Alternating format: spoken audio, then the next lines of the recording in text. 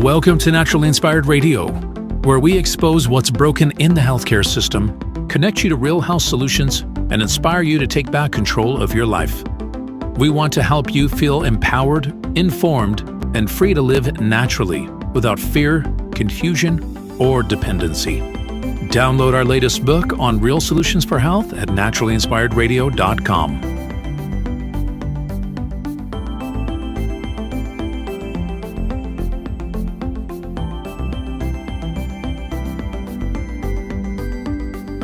Naturally Inspired Radio is a nationally syndicated show broadcast on over 100 radio stations, online platforms, video channels, and podcast feeds. Follow us on your favorite platform today, hit that like button, leave a comment, and engage in our special live stream chats, Monday through Friday, 3 p.m. to 5 p.m. Mountain Standard Time.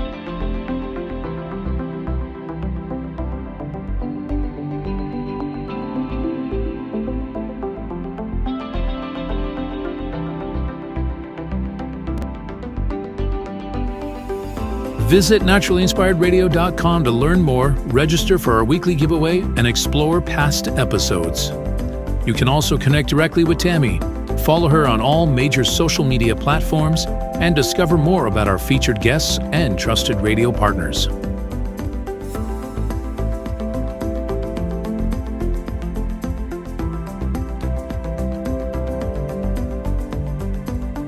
Are you looking for better health? Work with Tammy today and take the first step toward a healthier, more empowered lifestyle. Schedule your complimentary 30-minute lifestyle assessment to explore personalized guidance on nutrition, movement, toxin-free living, and natural beauty without pharma. Get started now and discover Tammy's preferred health products at naturallyinspiredstore.com or text Tammy directly 720-303-8868.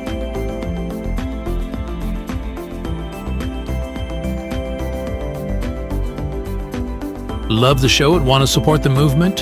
Head over to naturallyinspiredradio.com and click on the support tab. There you'll find all the ways you can get involved. Join our Naturally Inspired community, become a preferred customer, attend one of our amazing live events, get your backstage pass for exclusive access, and connect to all things naturally inspired. Thank you for tuning in today. Now sit back, relax, and enjoy the show.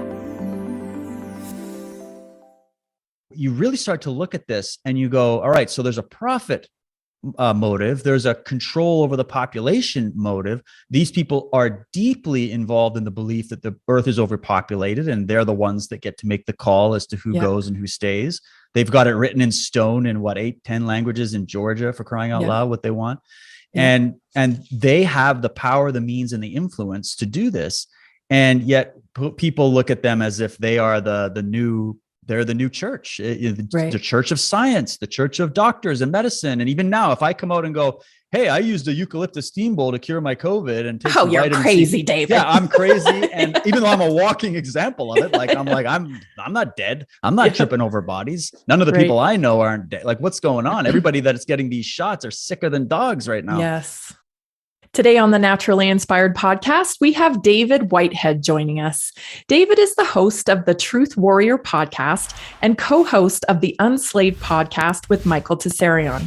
He is a full-time independent researcher, journalist, and martial artist, and weaves in philosophy, ancient occult knowledge, history, and consciousness studies into his work. David's series, Cult of the Medics, is an ongoing investigation into the modern medical industrial complex, how it operates, and examines its ancient and occult origins. Be prepared for some massive dot connections, red pill moments, and 40,000-foot view of the goings-on in today's human experience. It was a pleasure interviewing David Whitehead for this episode of the Naturally Inspired podcast. I hope you enjoy it. Thanks so much for being on the Naturally Inspired podcast today. I am so excited to talk to you. Thank you, Tammy. Glad to be here. Do I have you for an hour? Yeah, whatever you need. I'm good. Okay, because I got a lot of points here. Sure. Let's do it. I've been binge watching your stuff, your series, your investigative series, Cult of the Medics. Wow. Oh, thank you. Yeah, it's congratulations on that. Oh, thanks. And first of all, thanks for bringing me on to give me an opportunity to talk more about it. There's only so much I can include in these chapters. This has been a project that, first of all, it's an investigative series that's a culmination of my own personal research over the past 18, 19 years. And I'm bringing in a lot of great minds, the teachers that taught me, the people that have been coming, the whistleblowers, the people that have been trying to warn the world about what's going on for a long time. And I'm putting this all together as I'm trying to show people my awakening. Like, some of the little tidbits I put in there are actually very personal to me, because like it could be one statement that someone made, or one little video clip of like Krishnamurti saying something, or Bruce Lee saying something. And like, these are the things that woke me up, and not just to the dark side of things. I know the series has a dark bend to it because we're investigating some very dark things, but it's dark to light. And in order, I use a quote from Vernon Howard, where he said, human sickness is so severe that few bear to look at it, but those who do will become well. And so it's the idea that we're going to look into the ancient occult origins of what we now call the medical industrial complex. And so you're going to bring your notepad when you come and check these episodes out. And I've got 12 planned. We're halfway through as of actually tomorrow, December 21st. I'm going to be launching chapter 6, and it's the longest chapter. It's the most dense, research rich chapter. I think it's honestly the best one. I'm very, very happy with how it turned out. And we're going to get right to the nuts and bolts of it, right to the bottom of it, as to what I think is really going on. Yeah, I can't wait to see it. So I've watched the 5, and I watched the third twice. The third really pulled me in, because this is where my passion is. The medical industrial complex of lies. Yes. Right. Yes. So talk a little bit more about how you came to this kind of different approach. Were your parents like more into natural stuff? 18, 19 years. That's a long time. So you were young when you came to all this truth. Yeah. It wasn't so much that my parents were alternative thinking in that. In fact, they kind of went more mainstream in terms of medical health. My mother, just because they came out of that generation that was still kind of naive about it. And now my dad, he's researching alongside me. He's just amazing. My mother, she sadly passed away early 2020. She had heart failure, but she is what really got me into it. Because for her, my whole life, remembering everything that happened with her, she was a victim of this medical industrial complex. She had complications after childbirth, both myself and my brother. And then it started from there. They take out the gallbladder, and then that leads to more this and that, and then them trying more drugs for this and that. And then she develops a seizure disorder, and they don't know if it's epilepsy or a seizure disorder. And then it turns into all these different things. Well, in the end of it, she had over 16 major surgeries, countless minor surgeries. She had every drug, both psychological and like those psychotropic or physical, types of drugs tested on her.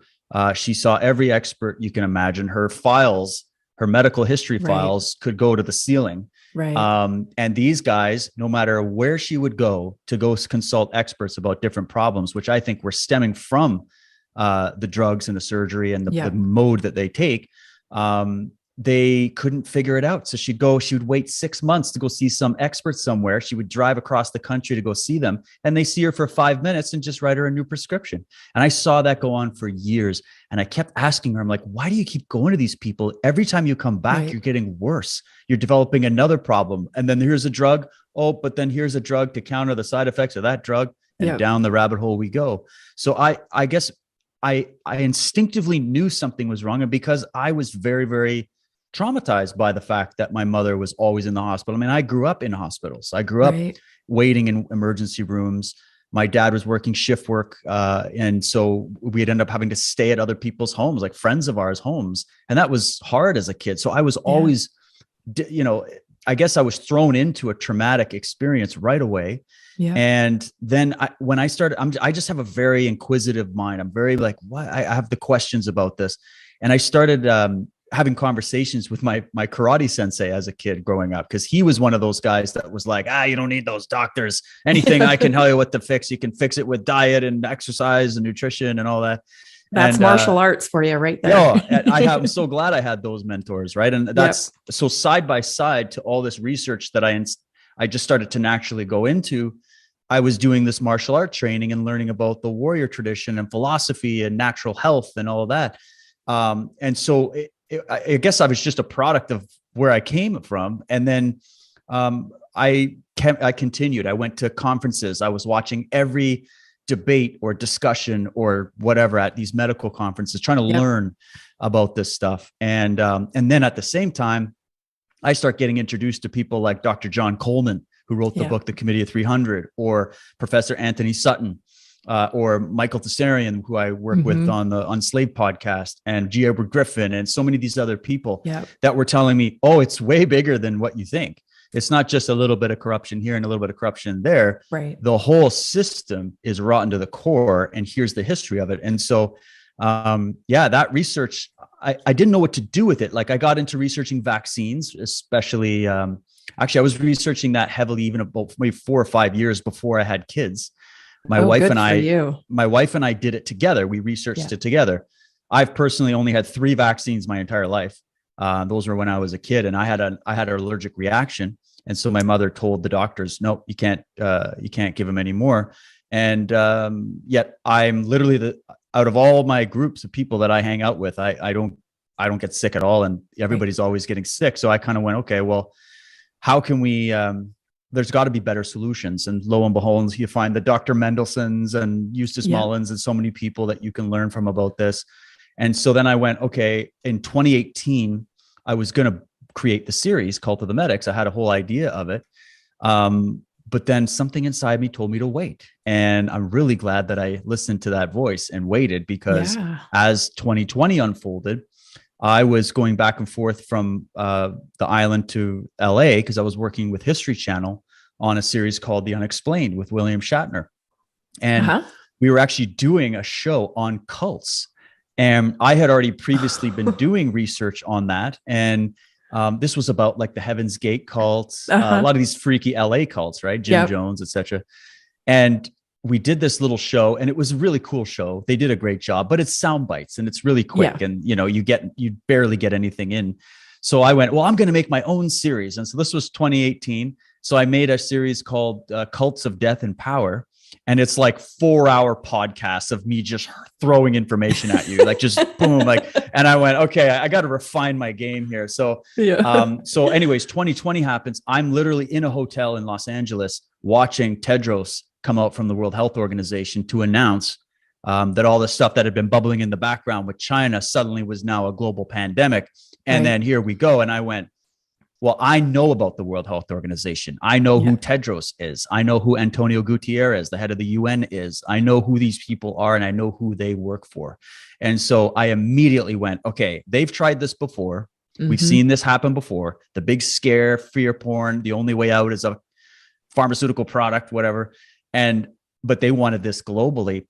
And I also was doing a lot of shows, talking to professors and whatnot about the slow decay of what's going on in the universities, and the fact that they're trying to bring in Marxist ideology and fascist ideology. And I went, okay, this is their shot across the bow. That's what this pandemic is, because they know they have a limited time to achieve this great reset that they used to just call the New World Order, but now they call it the Great Reset. I guess it sounds better. Right. And so, New World Order, I think, got out a little bit, and people weren't taken to it. Exactly. And all the debunkers. They rebranded. They just rebrand. That's what it is. It's totally rebranding. It's PR, right? Yeah. And so I started putting. So that's why from the day one of this whole pandemic thing, I was like, there's something up here. I knew there was because then we caught it. We caught something. My whole family got it. My whole neighborhood got it. Like early February of 2020. And I even spoke to friends of mine that got something like, and what I say got it, I never went and got tested. Right. I just went off the description of the symptoms, which they correspond with flu and pneumonia, but it was different. It was like the body aching, the heaviness of Yes. breathing, the 8 days on the couch, just to no energy. It's kind of like a fake cough too. I kept saying to my husband, Yeah, this isn't a normal cough. This is some kind of weird fake cough. Yes. Okay. So I had something, but then of course the media's, all the fear porn going around with that. I didn't pay attention. My wife, I remember mentioning to her, because I've had this kind of stuff before. We've all had it. I went through Norwalk. I went through pneumonia, pig flu, whatever it is, all these different flus. And I always I have the mindset of what doesn't kill you makes you stronger. Right. Yes. And so I went, okay, well, I'll just have my man cold on the couch, and I'll just, catch up on some of my documentaries I was going to watch. And my wife made me, when I had the heaviness of breathing, she made me a eucalyptus steam bowl. So she took a steam bowl, eucalyptus, put a towel over my head, and I did 15 minutes of inhaling the steam. And literally the next morning I wake up and I'm suddenly on the mend, and I'm back, and I start going back to normal. And so I'm like, well, why aren't they going out on CNN or CBC in Canada and saying, guys, I know we don't have a vaccine just yet, but you should be vitamin C, D, zinc. You should be doing eucalyptus steam bowls. You should be getting some exercise. You should be, keeping your spirits up and thinking positive and, biology of belief. But they didn't do any of that stuff. They just went, stay in fear, bubble wrap your kids, wear a pillow over your head. The sky is falling. You're all going to die. Don't worry. Give us 7 years. We'll have a vaccine for you. Yeah. And so these are the things that, and I dove in. I lost my business, my dojo. We were running a martial arts school, my wife and I, and it was the first business to shut down. So overnight, I lost 60% of my income, disconnected from my whole community. And I was doing Truth Warrior and all this other stuff on the side. So I went, all right, well, I'm not about to take any money from the government. That's never going to happen. So I'm going to go and make something happen with my podcast. So I just went full time, and I started covering this every day and interviewing people and just, really building it up. And I was able to recover within 3 to 4 months. I was able to recover my lost income by doing this work. So I'm very grateful to the people that were there, and the people that shared my work and helped me through that. And so now that's what I do. And then I went, all right, it's time to drop Cult of the Medics, because now I have the perfect canvas to cast this thesis on, which is this pandemic. Right. So you're going to notice that you go through these different philosophy ideas and histories and weird, freaky cults and weird stuff. And then also I'm putting the pandemic stuff right in the face too, and hoping that people start to make connections, because what I'm really trying to do is show people the blueprint of how this is done over and over again throughout history. They just change the decorations here and there. But this is what we're seeing. There's nothing new under the sun, That's right. People are patterns. And if you look closely, you can identify those patterns pretty easily. Like take Bill Gates, his pattern for, right? He has a very specific pattern. He comes up with a product. Maybe that's debatable. We don't even know if that's really his product, but he'll come up with something he's selling. And then, he instantly starts to work towards regulation so he can get regulators to deregulate his competition. That's what he does. That's it. And then he has the solution, the only solution for your problem. He's done it over and over and over again. He's now branching into our food, right? Which is frightening. Yes, absolutely. And so is Amazon. That's also frightening. Yep. But absolutely. Let's talk about this medical industrial complex for people that, are new to this material, because I have a lot of new, people coming in, as I'm sure you do, that haven't really entertained this ideology before. So what is the medical industrial complex to you? How do you describe it? Well, it's a great question. It's a great place for people to start. In my opinion, the medical industrial complex is the beginning entry level, and it's crucial. Okay. And there's been really good documentaries on it. Other people have coined that term in the past. I didn't invent it, but I thought it's a good time to resurrect it, because it's exactly what it is. So if you think of the statement that was made by President Dwight D. Eisenhower, where he warned America about something he called the military industrial complex and how it worked as he basically described the deep state, all right, what we call the deep state. And the way it worked was central control. It was a compartmentalized system. It was reaching into the business world, the government world, the banking world. They were making money off arms dealing and all kinds of other stuff. And he saw it as being a real threat to the sovereignty of America. And he was right. Well, when we started to see the history come out about how what we call the medical system now, how it actually came to be and what happened to it, I think that it's very a good term to use, that it became a medical industrial complex. I actually think that Western medicine was on a very positive track up until the Rockefeller syndicate came in and basically took it over. And if you remember the Rockefeller family, they were big in the oil, and they were the oil monopoly, basically, through Standard Oil and all of that. They have some very, very deep historical connections we could get into, but I don't want to go there yet. But let's just say this: they found out that they could profit off of death and disease. It's as simple as that. And so he was in the oil world, and then they realized they could also make synthetic drugs off of oil products. Right. And petrochemicals. Petrochemical industry. And that's the birth of the petrochemical industry. And then he found out that not only, so basically he could get 2 for 1. He could make his billions off of the oil world, but then he could double his money by then taking over the pharmaceutical industry and turning it into a complex where it's a compartmentalized structure, and it's run by very few corporations in league with the government. And so what I've just described to you is the definition of fascism, which is the merging of corporate and state power. And that happened whenever, what was this, the early 1900s, that whole period of time. And so actually in Mickey Willis's documentary, Plandemic 2, he did a nice little segment on that, which I was able to include in one of the chapters. And now in this chapter 6, I'm going to go right for the jugular on this. Is a huge section called the Rockefeller Syndicate. I'm going to be basing it off the work of the great Eustace Mullins and many others. And so anyways, what it is think of it like this.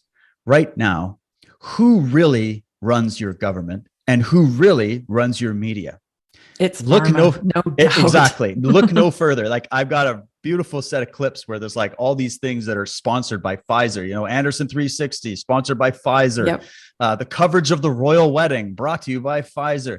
Like, so just last night after we went actually to hear Del Bigtree speak in Boulder, and we stopped at a restaurant on the way home because it was late and the NFL football game was on, and the commentators were talking about the game, and in the back was hanging this and you would have loved the symbol, because it was the little blue swirl for Abbott.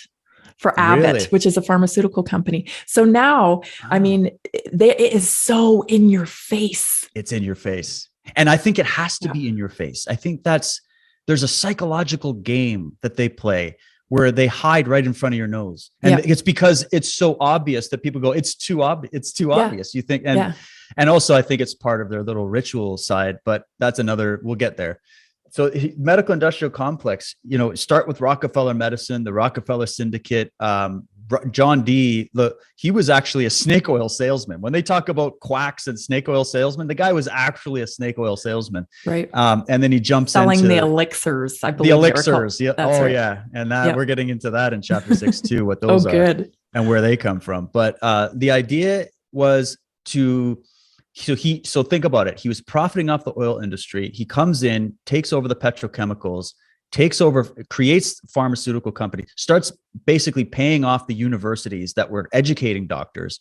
And for many, many decades, America was running homeopathic type medicine in many regards. And there was a totally different philosophy that they were working off of. And America forgets this. And so does the rest of the West, was that we used to do things in a much better way in terms of, you know, you had much more direct connection with your doctor. The doctor would actually sit with you and do a proper analysis. You know, there were many things and then there was it was like an apple a day keeps the doctor away. They would think about nutrition, you know, like let food be thy medicine and medicine be thy food. You know, that was the mentality. So when that switched to now a central control grid of the medical monopoly through the Rockefeller, that's how they started it. And then it kind of grew into its own ugly beast as well. It became essentially run by 6 major corporations and roundtable groups, kind of like the media. And it's all the same handshakes, trust me. Right. And then when they could profit off of the oil, they could profit off of the sale of drugs, and they could profit off of the death and the illness that was caused, because you don't have a good business model if you're out there telling people how to cure themselves with stuff they can grow in their backyard.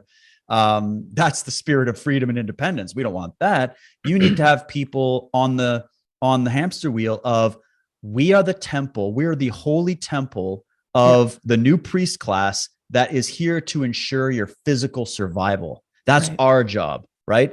So you've got the control of that sphere of power, which is the instinct that all human beings have for self-preservation and the fear of death and the fear of disease, which is natural. They know how to weaponize that fear. And then also, if we see what's going on now, they know how to weaponize your love and your empathy and your compassion for your community. That's why everything's about, hey, we're all in this together, guys. And, make sure you do this. Don't do it for you. Don't be a selfish person. Do it for grandma. Do it for this community over here. And this is this. And I'm like, let's get into cults, because people need to know this. And medical industrial complex. They started with Rockefeller.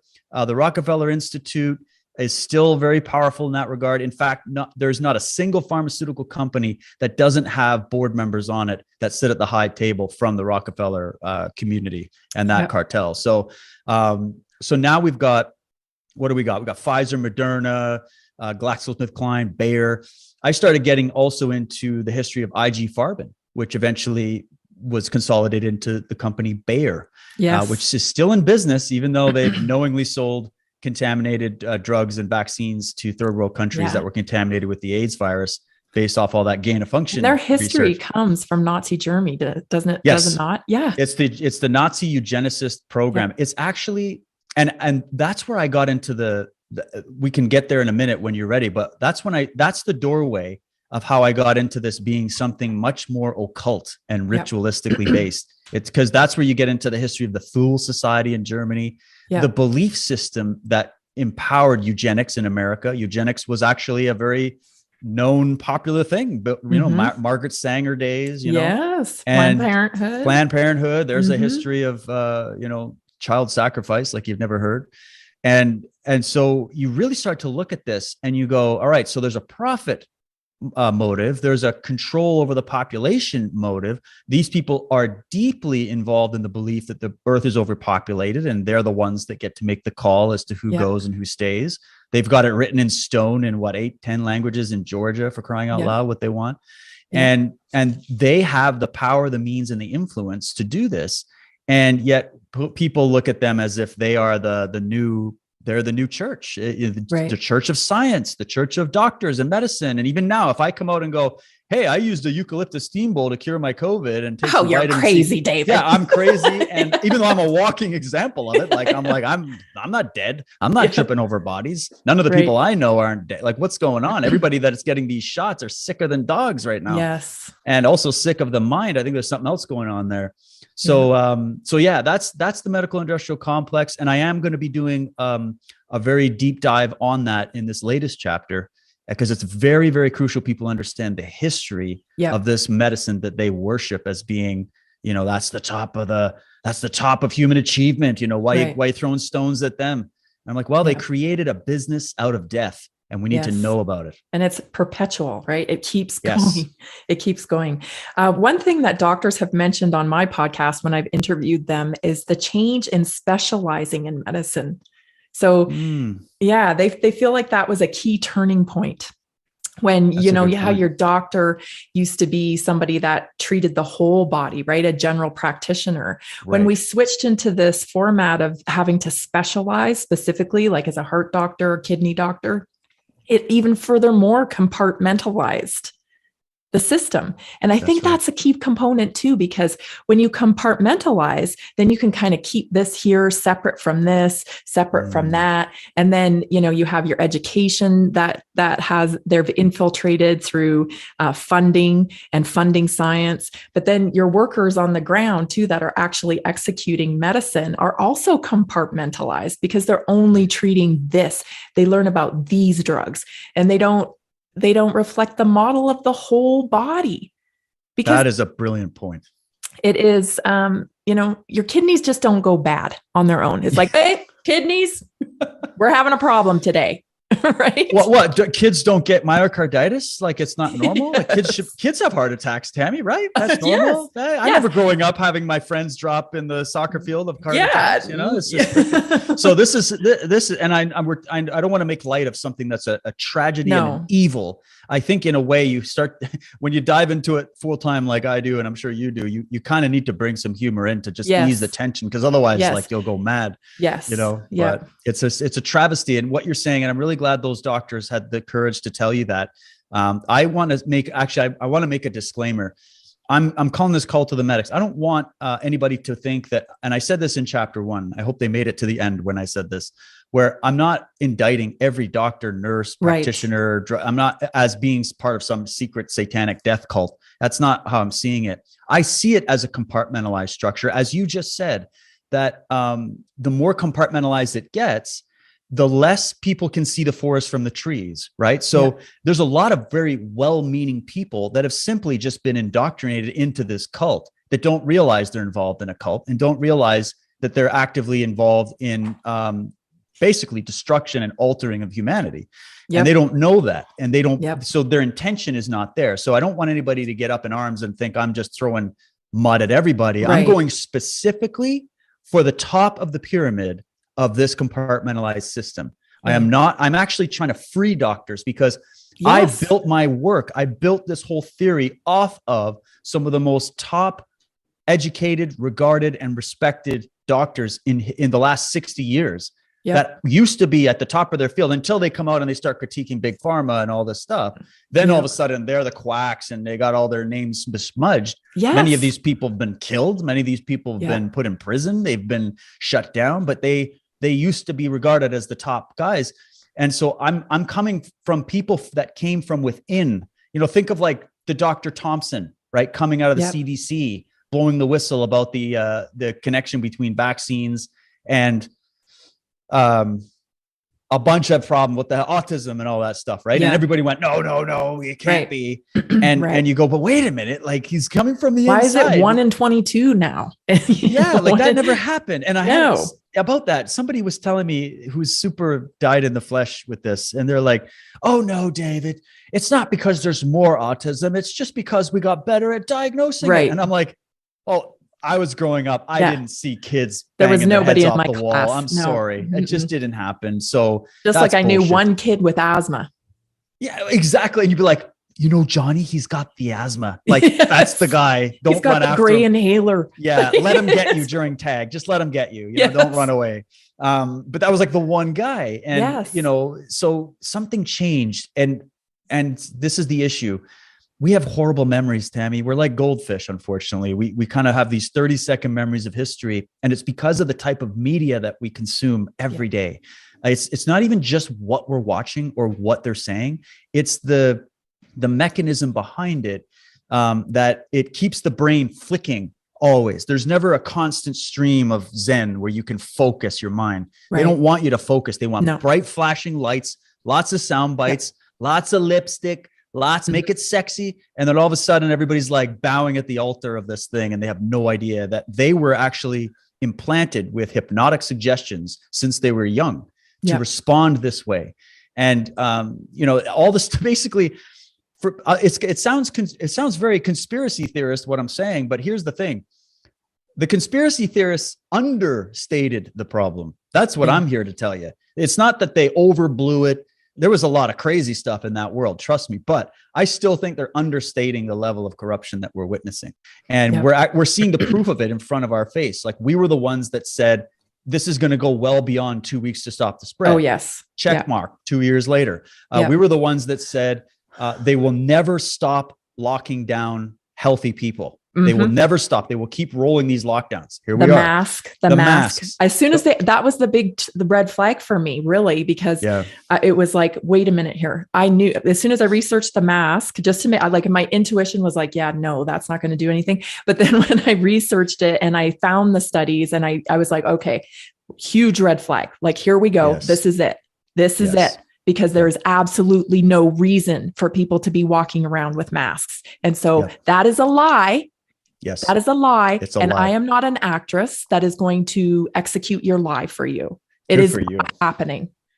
Good for It you. is I love not it. happening. The mask thing, oh my God, I could go off forever on this, but I'll just say this. I don't think it has anything to do with what they're telling you it has to do with. I think of it in terms, because I'm framing this as a cult or a new religious. So am I at this point. And I go, this is their it's your way. Pledge. It's your pledge. It's your way. It's your entry. You have to wear the proper religious garb before you go into the holy temple. And you also have to don the holy water of the hand sanitizer before you go into the holy temple of Walmart or Target or Costco, which they own. Here's this. There's your medical industrial complex in a nutshell. Okay. So I'm a small business owner. I got buddies that own like fish and tackle shops or cafes or little tiny nooks and restaurants or little, jazz bars and stuff. Okay. I know people in that. I've been an entrepreneur for a long time.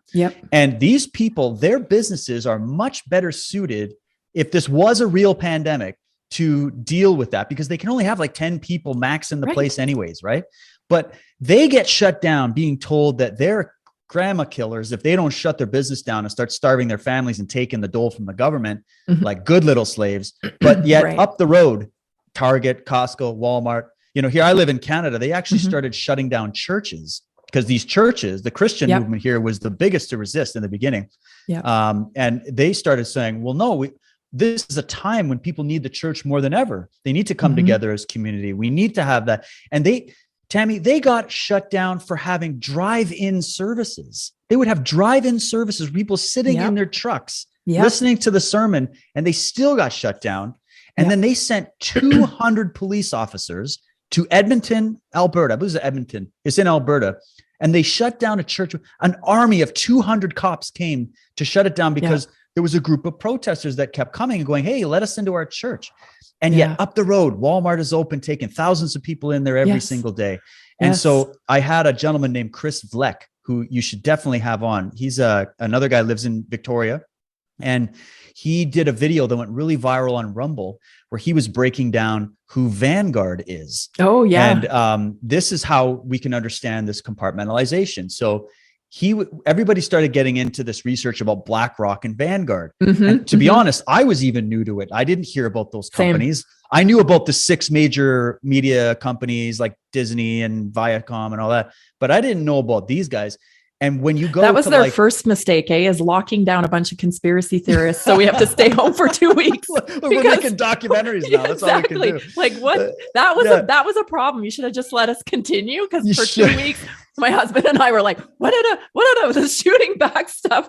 And then we're all just shooting stuff to each other. So we've all learned. We've all learned so much. And like, I feel like I've got a PhD in this now. Yeah. And so do my listeners and your listeners. We're all learning this together. So they definitely messed with the wrong people. So here's the thing. So Vanguard is interesting because at first a lot of people were saying, "Oh, it's BlackRock." Yes, BlackRock. I was thinking BlackRock, and they're until huge. I watched yours. Actually, till I watched your stuff. Chapter 3. Yeah. So, but BlackRock is huge. Trust me, they're definitely a part of it. But what's interesting is, so you can go to Yahoo Finance. And you can start typing in, I don't care what company it is, a company that owns lumber or grain or a pharmaceutical company or CNN or the New York Times or any of these things. And you will find that there's the top of the investor pyramid. At the top is always Vanguard, BlackRock, State Street, JP Morgan, Chase Manhattan. Those are the top. Okay. So there's your international bankers, there's your whatever. But a lot of people could,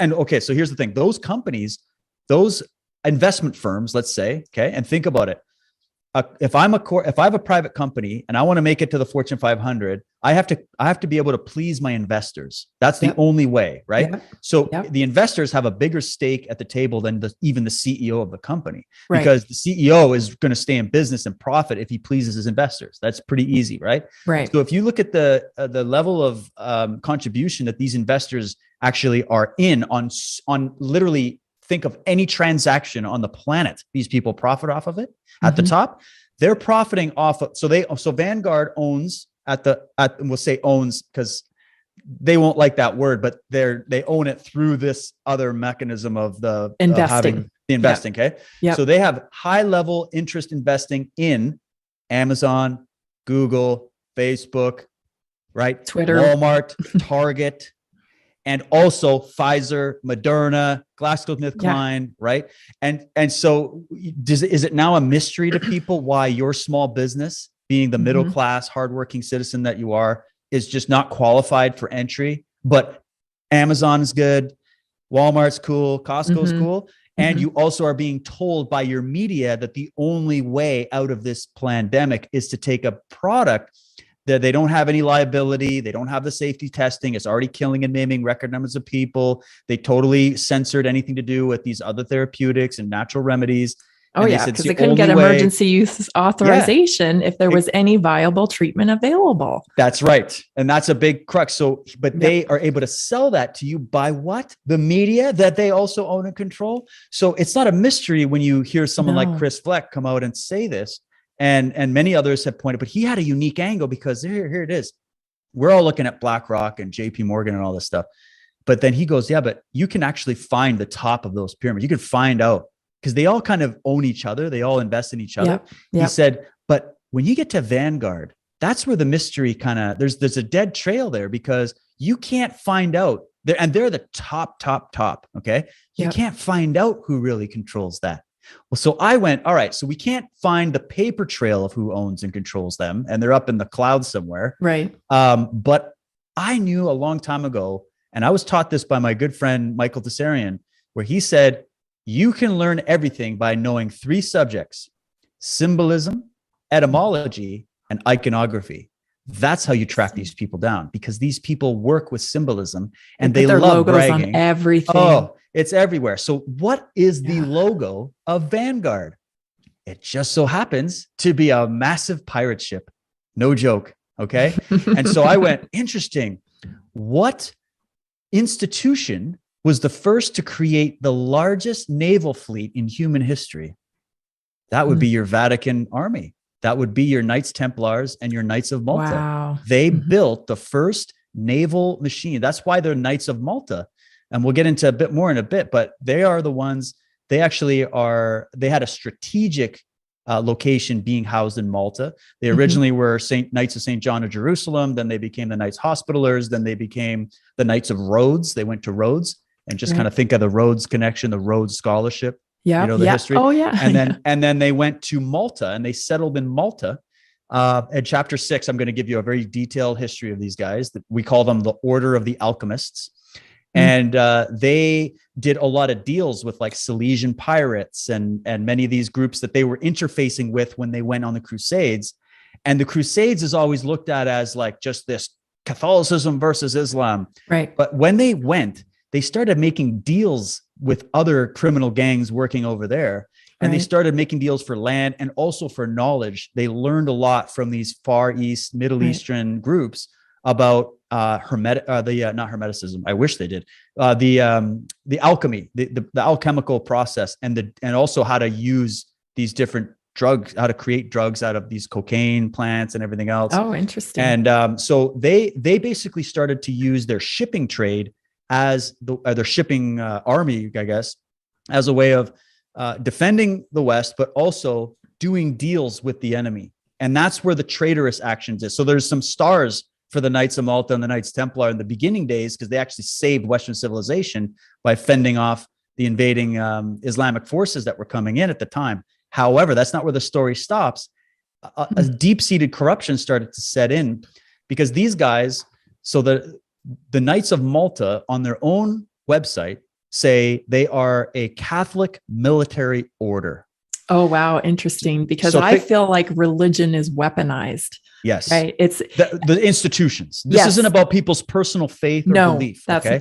It's the middleman. That's what these people always want to be. They want to be the middleman. Yeah. So even with religion, it's you need them in order to talk to God. They're the vicars, right? You got to go to the priest. You can't talk to God yourself. You got to go to them. Yeah. With the medicine, you need them to get healthy. You can't just go grow a herb in your backyard and take some lemon water every day. You don't want that. You got to go to them.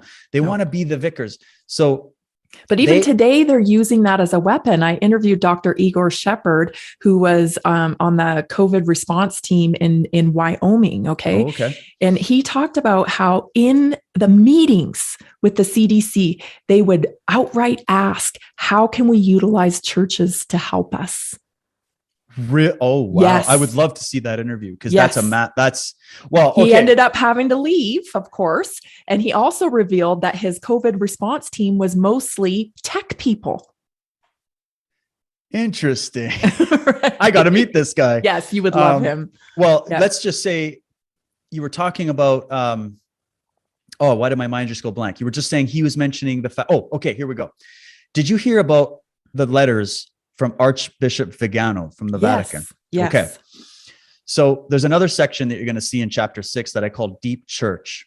Good. We have to get into that. We get into it after I go into the Order of the Alchemists and the history of the Knights of Malta, because maybe I should finish that bit up just so people don't think I'm jumping. So the Knights of Malta, in my opinion, that's your top of the pyramid. That's your cult of the medics right there. Okay. Don't look no further. Okay. And there's a reason why. And I'm not saying every Knight of Malta. I'm not saying every. I'm saying right. And that's what people say. Like, oh well, my uncle was a Shriner. So like, why? He's a Mason. Yeah, he's not into any pedophilia. No, none of that. None of that. So it's at the top. Okay. This is the mafia dons, right? Like just because there's a mafia doesn't mean every Italian is a mobster. Like that's how I look at it. Right. Yeah. So you got to look at it like there was a core cult that penetrated the Knights of Malta and then took it over from within, the same way they did with Masonry after the 1700s.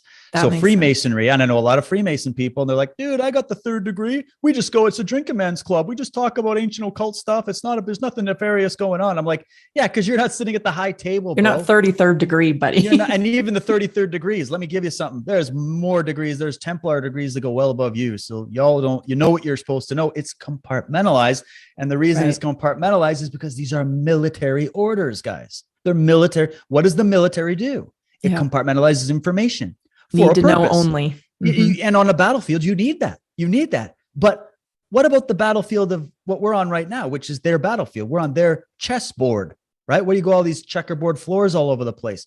Find me a movie or a television show that isn't flaunting checkerboard floors all over the place. That's some Masonic stuff. That's not evil in and of itself. But to these people, that signifies the the black squares of ignorance and the white squares of knowledge. And if you are on the black squares of ignorance, it's by your choice because you didn't go and follow the symbolism, because they believe that, hey, we told you all this. We've disclosed everything. Our karmic law is still in effect. We didn't breach any freedom. You gave us your freedom. Yeah, we deceived you, but we did tell you in all those movies that you've been watching all you've growing up, all those comic books you've been reading, all that symbolism we put all over the place right in front of your face. We told you. In fact, I even tell people that are shocked that this pandemic is still going on. Yeah. I'm like, did you miss the fine print? Do you remember in the beginning when they told you this was going to be the new normal? Yes. And they said it over and over again, right in the beginning. Well, and these health officials that come out and politicians that do these speeches, they come out and they tell you point blank, everyone in the hospital has been vaccinated and so on and so forth. And they keep saying, they just brush it over. And it's like, no, wait, back it up. What did they say? But you know what? Normies, I guess we're calling them, think, they just misspoke. Yeah, they misspoke. They misspoke when they meant to say the unvaccinated. No, they're telling you. Yes. They are telling you. And they have to. They have to. Yes. So there's two reasons. And I get into this in chapter 4, where we go into we kind of start with some dark subjects of getting into the history of ritual human sacrifice. I know it's not a subject. The beginning of 4 scared me. It's tough. But if you stick through it, we got good news, excellent. Right? Yeah. We need to see the truth. We got to look under the rug. It's just the way it is. So you look at that and then you go, all right, let's move into human experimentation, the history of human experimentation. If people see that and compare it to what we do to animals every day and all kinds of micro life forms, you'll realize that someone views us, the normies, as farm animals or pets that they're here to be the caretakers, right? So, but they have to disclose everything they're doing, but they don't have to speak to your logical mind. In fact, they're going to discourage logical thinking, but they will tell your right brain. So the right brain is what actually, it processes symbolism. It processes, your subconscious mind sees all and knows all, right? It's the logic mind that breaks it all down. And then eventually you form a thought and you go, oh, I see.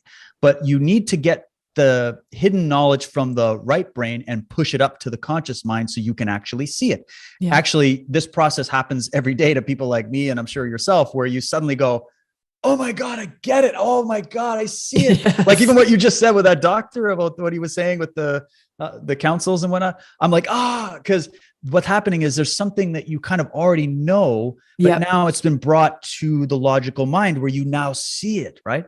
Well, they know how to play this game with you, which is why they flaunt their Illuminati stuff all over the place. Their Templar symbolism, the symbol of the cross. Think about that. How powerful is that image to people of the West? We associate it with, Jesus and community and goodness and virtue and compassion and walking on water and stuff. But they associate it with like it's Egyptian symbolism to them. Actually the Knight of Malta cross is 4 directional points pointing inwards, right? That's what it is. And that's the control over the 4 direction points of the planet, centralized in the center. That's one reading of the symbol. The other reading of the symbol that's interesting is if you actually fold it down into a 3D image, it becomes a pyramid.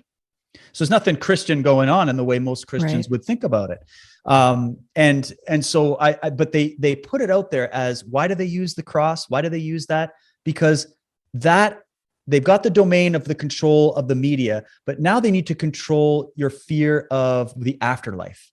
And they need to keep that idea of, we're the saviors. Jesus left, or your holy savior left, but we took over. We're the new managers on his behalf, right? So we're going to put his symbol so you can trust us. We're the good guys. But really what they did is hijack those symbols.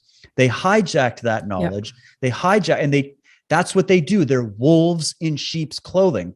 And again, with symbols, the Fabian Society of Britain, which is a huge force in a lot of what's going on here. What's their symbol? It's none other than a wolf in sheep's clothing. It could have been a lot of other things, but it's actually a wolf in sheep's clothing. And so you go, all right, they're telling you. And then look at Hollywood. Look at these. Look at the 2012 Olympic closing ceremonies. Oh my gosh. I have to keep showing people that because I'm like, they told you everything they were going to do. Yes. But they told you they had masks on, didn't they? In beds. They had masks on in beds. In what world is that entertainment? Yes. Chasing little goblins, chasing kids. What are they telling? And the big, welcome to the Olympics. Yeah. It's like, this is supposed to be just the Olympics. I want to see some long jump. Yes. But, so they tell you this in your face, and you can also, another thing they did, at the beginning of 2020, they released on Netflix the movie Contagion. They sort of re-released it. And they also put out that pandemic series that was done by Bill Gates and Barack Obama, of all people. Yeah. And so, they put it to seed the subconscious, to get people thinking along those lines. And then they now on the news starts to become the movie. Have you noticed that? So they start in the movies. And it's all right brain, and people come out of Marvel Avengers and they think they're just watching some entertainment, and they have no idea what they were just shown in those films. I can do a whole thing on the Marvel Avengers series and what they told you, but you come out of that, and all of a sudden it's becoming reality on the television screen. And so they hit you on an emotional, atavistic level with the symbolism of the right brain through the movies, and then they punch you on the other side of the fence with the logical. This is a real pandemic. People are dropping dead in China. Look at them. They're falling over. Right. They're welding people into their homes. This is going to be the worst catastrophe ever. There's going to be millions and millions of bodies in the streets. We got to shut down, la, la, la. And what I think they needed to do was use all of these weapons, because the ultimate goal, Tammy, is to shut down the Western economy. They need to destroy the Western economy. This has been in the plans for 200 years. Yeah. There's no denying it.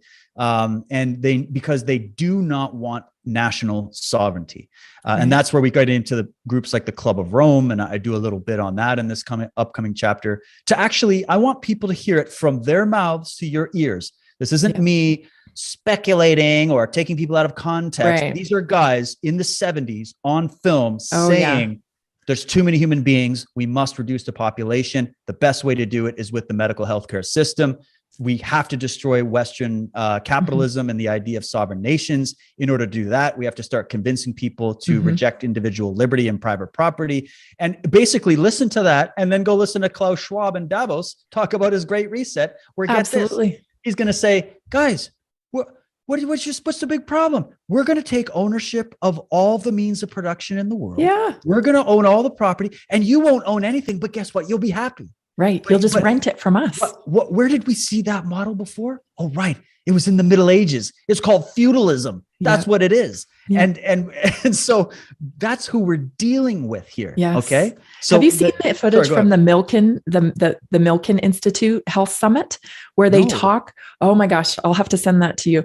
They're sitting on stage, and it's a reporter from New York Times, emceeing this platform with Fauci and all these medical experts, and they talk about how they need to blow up the current vaccine system. They talk about it. Okay, this is 2017. Oh. Is it because they're talking about switching in this new mRNA version? Oh. Yes. And so they talk about there would have to be a force that was introduced that would require them to blow up the old system. Whoa! Please send me that, Tammy. We got to talk more. Yes, I'll put it in one of the chapters. Actually, my next chapter in probably I don't know when I'll get it done, but I need a little break, and then in the new year I'll get back at it. But it's called pharmakia. Yes. And I spelt it in both ways, the PH farm and then the FARM farm, pharmakia. Yes. And so that something like that about the history of the NIH, the CDC. I've had Dr. David Martin on. I believe you have as well. I haven't had him on yet, but you got to get him. He's so good. I've had Mickey Willis, which is, he's done a great job of giving David Martin the platform he needs. I don't know how people can argue with him. He has the patents right there. You can see it. But remember we were saying about the way, so this is why with that experimentation bit, I had to show people about how they have been gaining knowledge of how your psychology works and what kind of stimuli you will respond to. So if you get into the history of the MK Ultra, Milgram experiments, the Stanford I've had Kathy O'Brien on. Oh, bless her heart, that woman. I haven't had her on yet, but she's amazing. The Transformation of America was her book. Yes. And you get into it, and I could tell people, just go watch any documentary or read up a little write-up on the Stanford prison experiment. And just learn about that, because guess what? That's what they're doing to the world right now. This is the global Stanford prison experiment. That's what it is. And guess what they did, Tammy, in that? It popped out at me. They did something, and I got this from Stanley Milgram himself in an interview where he said, we utilized something called degradation rituals, which proved to be very effective at inducing compliance. Think about what I just said. Degradation ritual. He didn't use like calling someone dirty.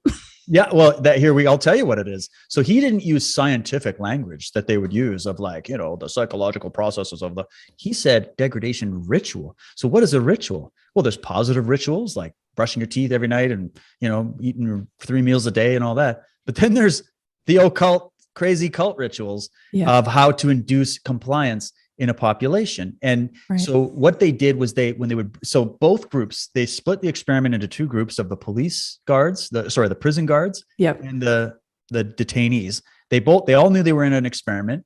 They didn't know what to expect though. And they did something interesting where they brought the guards in first, the guard team in first, to actually build and set up the prison. And he knew that this was very important from a psychological standpoint of dominance, especially when you're dealing with male ownership. Exactly. So you have male prison guards that are there to sort of mark their territory and be like, this is our prison. Don't mess with our prison. Like that's kind of the mindset they wanted. And then they bring in the prisoners to this that the guards are waiting for them. And they kind of know we're here to do. And it's very slow process, but it starts to slowly escalate. And as a prisoner comes in, they have to strip them down. Okay. So you're naked in front of these guards, right? And they always do this. It's vulnerability. It's getting rid of your privacy. I think it's an act of violence. And you strip somebody down because you're not just stripping their physical body down, you're stripping their mind down. Right. And then they spray them with fire hoses. Right. And they delouse them. And I don't even know if they use real delousing. I think they just use like white powder or something. But that tells them you're unclean, you're dirty. Okay. What are we being told that don't comply with this Pfizer jab? You're dirty. What did the church tell us for centuries? You're a dirty, evil sinner. You better get on there and give us your tithe. What did they say about the Jews? What did they say about They're set them in dirty. ghettos, you're dirty, right? So you go, all right, so they come in, they bring these guys in, they strip them down psychologically and physically. They then cast the idea that they're unclean and unfit. And then they start putting them in solitary confinement and isolating them from the other prisoners. And that was what Stanley Milgram called the degradation ritual process. Wow. And so what we had happen to us was the same thing. They just went a little bit slower, but that's where it was with just, okay, guys, we just need a little social distancing and maybe right, throw a mask on there, 6 feet specifically of all numbers. And you know, but don't worry, it'll be over soon. We just got to go over this curve. We just flatten that curve and then you're good to go. But flatten the curve. What are we talking about? We're talking about flattening your consciousness, flattening your humanity. That's the curve we need to flatten. Flattening your individual identity, flattening any idea that you have that you're a free, independent, sovereign being, flattening your economy. We're going to do that too. That's what flattening the curve is. The curve of the rebellion of freedom that was already happening before 2020, because many people were calling them out on all this climate bullshit and all this other stuff they were doing and election fraud and everything else. This was a multi-pronged, multi-generational attack on the West. Okay. And of course, America was the prize because America, out of all the Western countries, hadn't quite bent the knee all the way, especially in the minds of at least 100 million Americans, where they were like, no, America is the land of the free, the home of the brave. We're not doing this. Right. And so they knew they had to take Trump out of the way. They had to take the people that believed in that idea of let's keep our country sovereign. And I want to say too, is that, you know, it may sound funny. Okay. But I grew up in Canada, you know, grew up there my whole life and I waited tables when I was younger. So, you know, I interacted with Americans all the time. And I can tell you, I was programmed to be biased against Americans. Yes, it's the truth. It is a thing here. Canadians it's everybody xenophobic against Americans. It is My true. husband lived there for 5 years, and he would have conversations with people who didn't know he was American, and he'd walk away going, "Well, shit." They hate us. I know it's programming, and it's because we're a British colony. Everybody loves the Queen. They can't wait for the next royal wedding, right? And so, and Canada, but it's nuts. It's nuts because Canada is one of the most friendly, polite, you know, welcoming countries, but yet, you know, there's a little bit of sneaky, hate going on towards Americans, and that fire was really lit, you know, 1,000-fold with Trump. Yeah. And the media did that. That's 100% media. That's Mockingbird. Oh yeah. And even that disdain that Canadians have been raised with by their parents and their parents against Americans, that's programming. That's not even, and if I were to sit I hang out with my good friends in America all the time. We're no different. Like we're no different. I admire you guys. I'm envious. I have sort of like a, what do you call it? Like a hidden citizenship, I guess, if you will.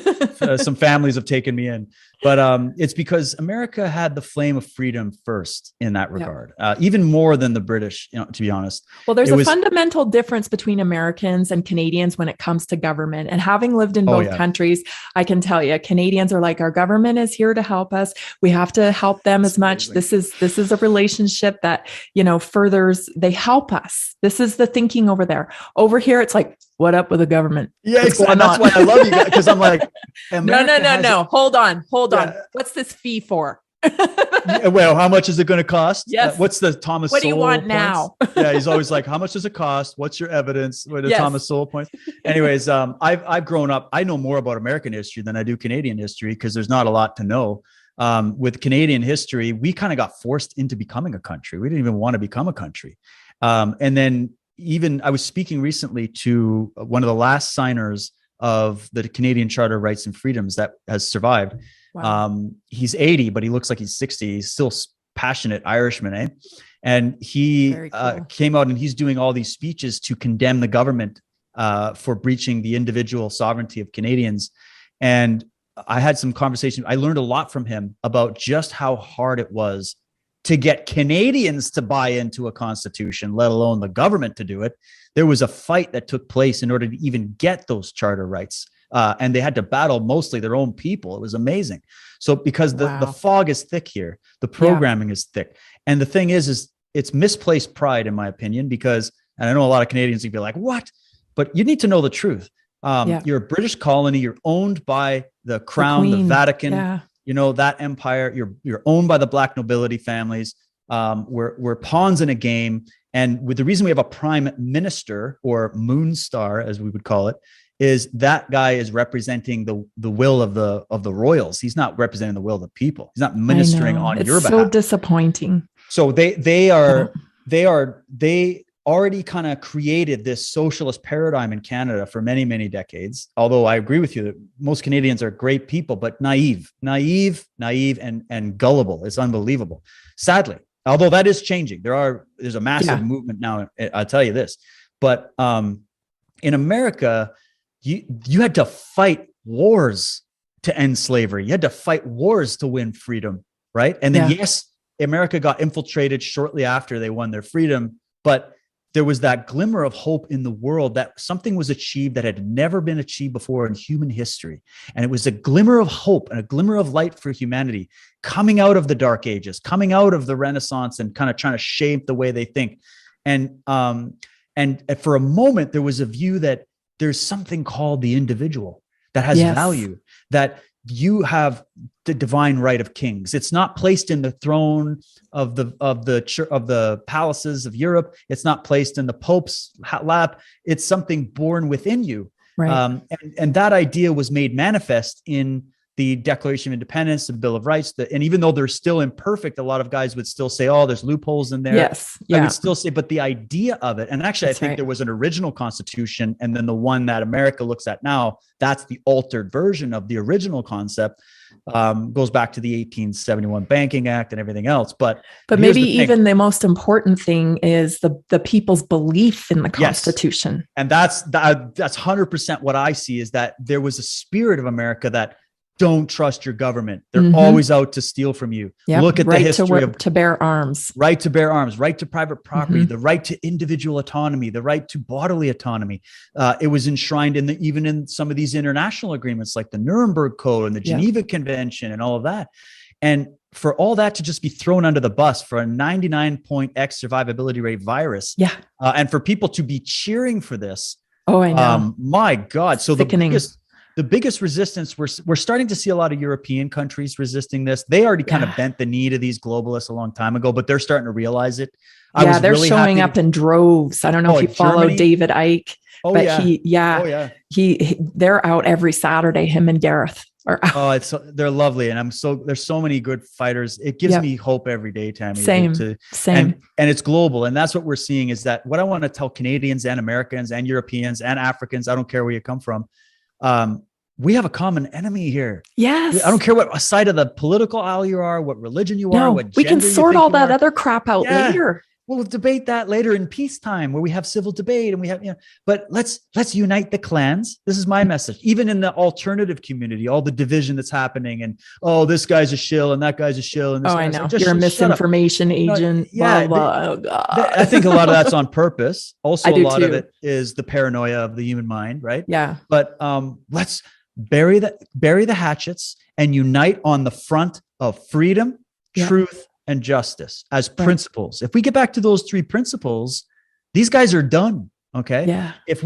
So I'll tell you this, these guys are all cutthroat psychopaths, and they'll be battling each other one day and then uniting on another day. They're able to bury their hatchets enough to take over this planet and the resources and the economy.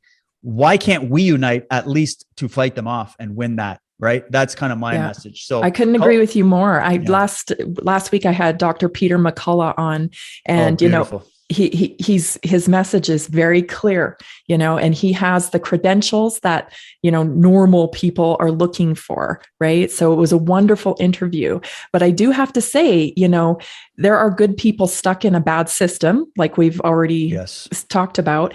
And, Dr. McCullough knows nothing about herbs or natural remedies, because his education comes from the system. That's right. And so although I I'm so happy he's out there speaking about stopping the shots, because that's got to go right now. Like that's got to stop, because people are dying. Children are dying. We could be facing global sterility. Exactly. There's so much at stake here. So yes, please, we need this man. Thank you so much for doing that. But we can work out the other stuff later, because you're still pushing big pharma. Yeah, well, that's it. And I'm glad you brought it up, because I feel the same way. And what I tend to do is I promote these guys to say, hey, can you imagine a doctor in this position, raised the way he was, trained the way he was, to find the courage to stand up to literally the biggest mafia in the world, the pharmaceutical industry. And so I go, okay, I'm throwing them some stars for doing that, because we need them. Because you're right. People need to hear it from a white coat. Yep. So let the white coats come out in that regard. But then if you want to take it to the next level, go listen to Dr. Robert Mendelsohn. You need to look no further. Confessions of a Medical Heretic. Dr. Peter McCullough should look into this gentleman's research and his work. And understand that we've been hoodwinked for the last 200 years when it comes to this system. But we don't need Dr. Peter McCullough to fight that fight. We need him fighting that fight. And then it's our job, Tammy, you and me and the people listening, to say, okay, Dr. Peter McCullough is going to take you so far. Now, let me introduce you to all these other great thinkers that can take you the rest of the way and show you the evidence to back it all up. What my final message of this series is going to be, we don't need the cult of the medics.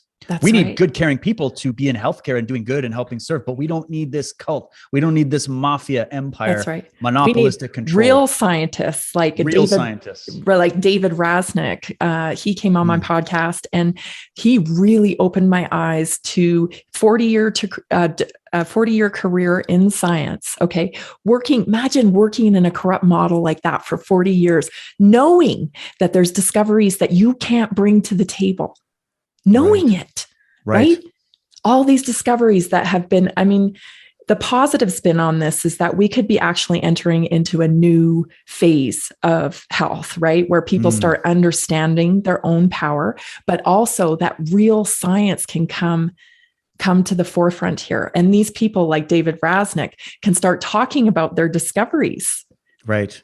And there's been so many. I have a collection of Wilhelm Reich's books. Oh yeah. And his books were one of the first in America to be burned by the government in American history. So and he was America in an insane asylum, because he was crazy, talking about frequency.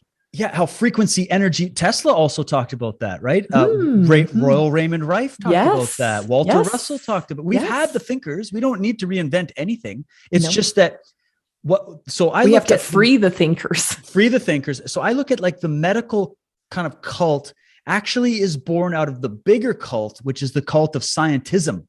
Okay. That's what people need to start talking about, is science was a way of bringing in rational discussion to thwart that religious church, the dogma of the church that said, anybody that's trying to take sovereignty is a witch, will burn them at the stake. Right.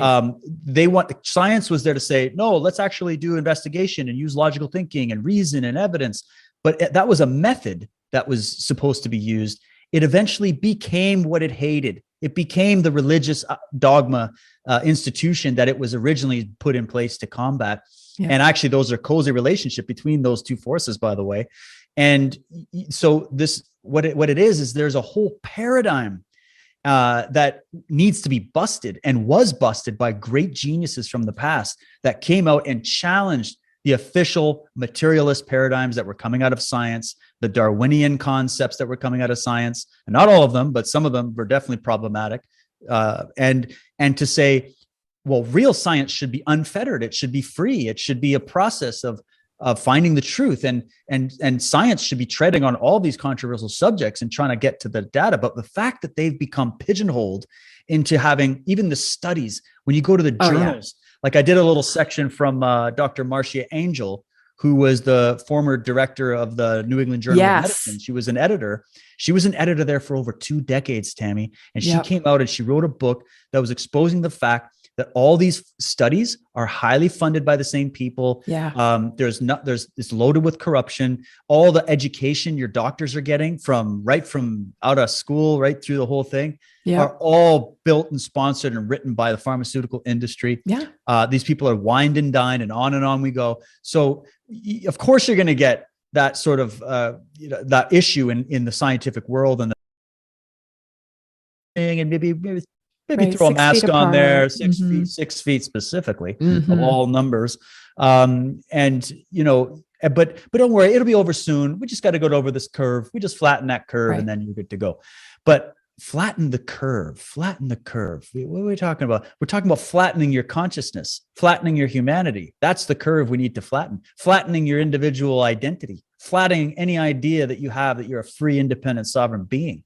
Flattening your economy. We're going to do that too. That's what flattening the curve is. The curve of the rebellion of freedom that was already happening before 2020, because many people were calling them out on all this climate bullshit and all this other stuff they were doing, and election fraud and everything else. This was a multi-pronged, multi-generational attack on the West. Okay. And of course, America was the prize, because America, out of all the Western countries, hadn't quite bent the knee all the way, especially in the minds of at least 100 million Americans, where they were like, no, America is the land of the free, the home of the brave. We're not doing this. Right. And so they knew they had to take Trump out of the way.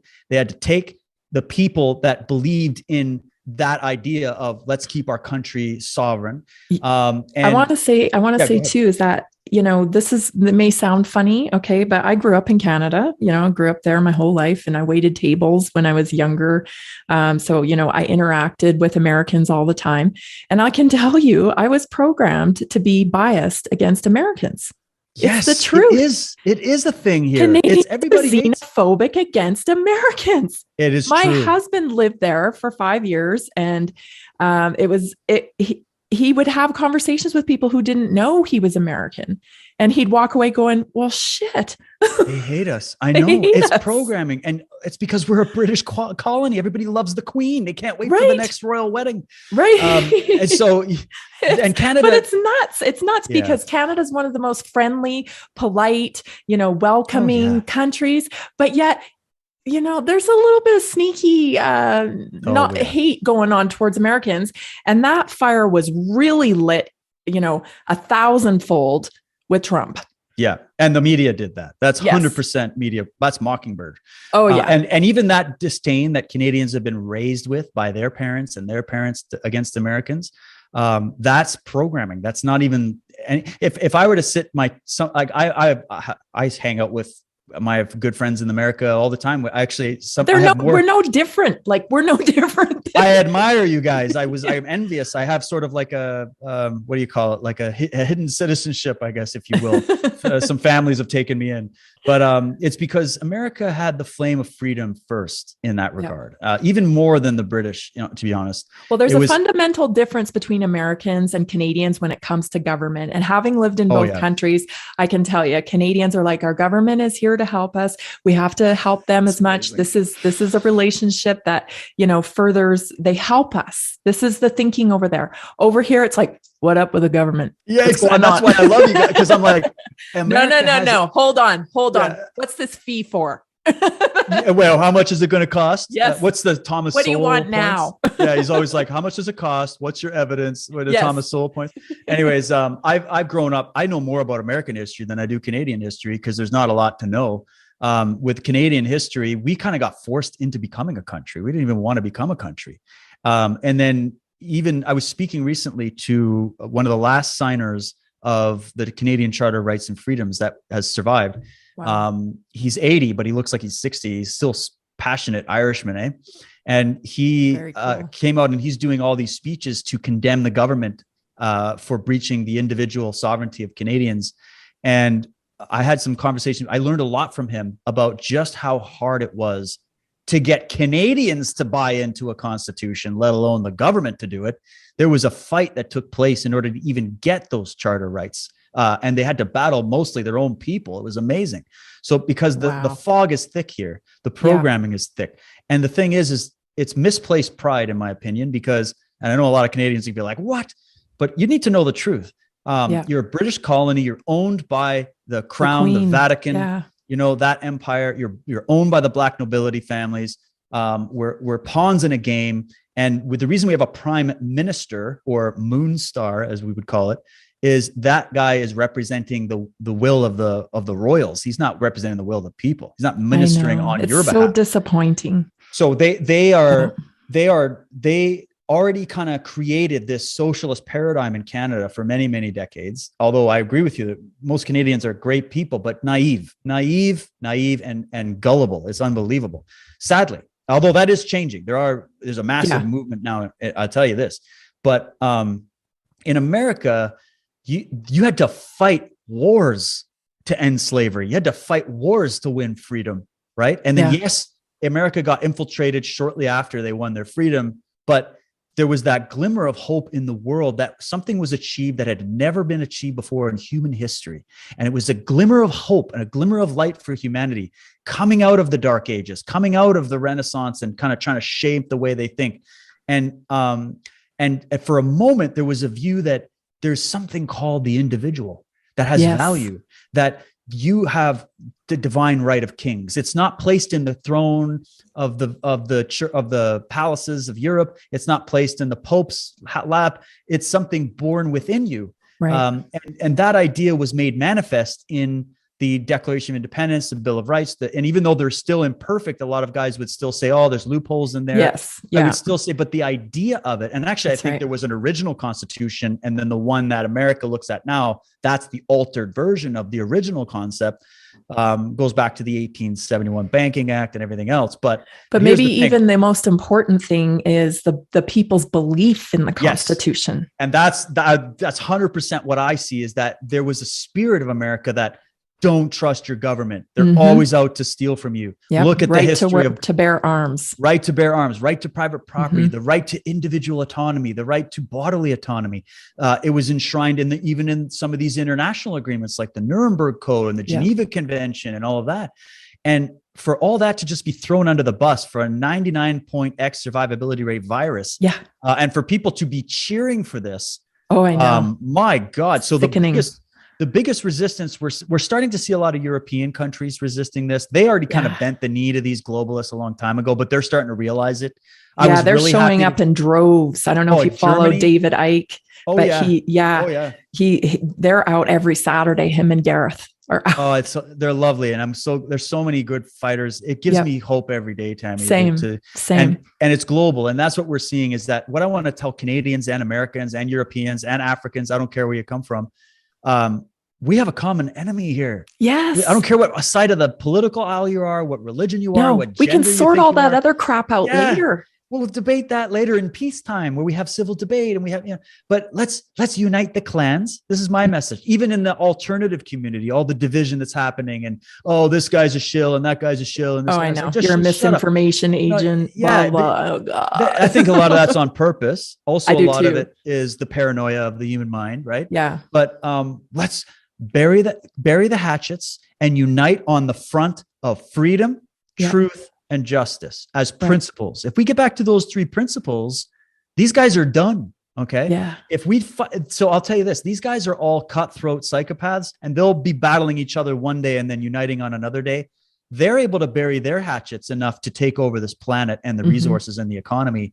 Why can't we unite at least to fight them off and win that? Right. That's kind of my message. So I couldn't agree with you more. Last week I had Dr. Peter McCullough on, and his message is very clear, and he has the credentials that, normal people are looking for. Right. So it was a wonderful interview, but I do have to say, there are good people stuck in a bad system, like we've already talked about. And, Dr. McCullough knows nothing about herbs or natural remedies, because his education comes from the system. That's right. And so although I am so happy he's out there speaking about stopping the shots, because that's got to go right now. That's got to stop, because people are dying. Children are dying. We could be facing global sterility. Exactly. There's so much at stake here. So like, yes, please, we need this man. Thank you so much for doing that. But we can work out the other stuff later because you're still pushing big pharma. Yeah, well, that's it. And I'm glad you brought it up because I feel the same way. And what I tend to do is I promote these guys to say, hey, can you imagine a doctor in this position, raised the way he was, trained the way he was, to find the courage to stand up to literally the biggest mafia in the world, the pharmaceutical industry. And so I go, okay, I'm throwing them some stars for doing that because we need them. Because you're right. People need to hear it from a white coat. Yep. So let the white coats come out in that regard. But then if you want to take it to the next level, go listen to Dr. Robert Mendelsohn. You need to look no further. Confessions of a Medical Heretic. Dr. Peter McCullough should look into this gentleman's research and his work. And understand that we've been hoodwinked for the last 200 years when it comes to this system. But we don't need Dr. Peter McCullough to fight that fight. We need him fighting that fight. And then it's our job, Tammy, you and me and the people listening to say, okay, Dr. Peter McCullough is going to take you so far. Now, let me introduce you to all these other great thinkers that can take you the rest of the way and show you the evidence to back it all up. What my final message of this series is going to be, we don't need the cult of emetics. We need good, caring people to be in healthcare and doing good and helping serve, but we don't need this cult. We don't need this mafia empire, monopolistic control. Real scientists, like David Raznick. He came on my podcast and he really opened my eyes to 40-year career in science. Okay. Imagine working in a corrupt model like that for 40 years, knowing that there's discoveries that you can't bring to the table. Knowing it, right? All these discoveries that have been, the positive spin on this is that we could be actually entering into a new phase of health, right? Where people start understanding their own power, but also that real science can come to the forefront here. And these people like David Raznick can start talking about their discoveries. Right. And there's been so many. I have a collection of Wilhelm Reich's books. Oh yeah. And his books were one of the first in America to be burned by the government in American history. So and he was America put in an insane asylum because he was crazy talking about frequency. Yeah, how frequency energy. Tesla also talked about that, right? Royal Raymond Rife talked about that. Walter Russell talked about. We've had the thinkers. We don't need to reinvent anything. It's just that. We have to free the thinkers. So I look at like the medical kind of cult actually is born out of the bigger cult, which is the cult of scientism. Okay. That's what people need to start talking about is science was a way of bringing in rational discussion to thwart that religious church, the dogma of the church that said, anybody that's trying to take sovereignty is a witch, would burn with a stake. Right.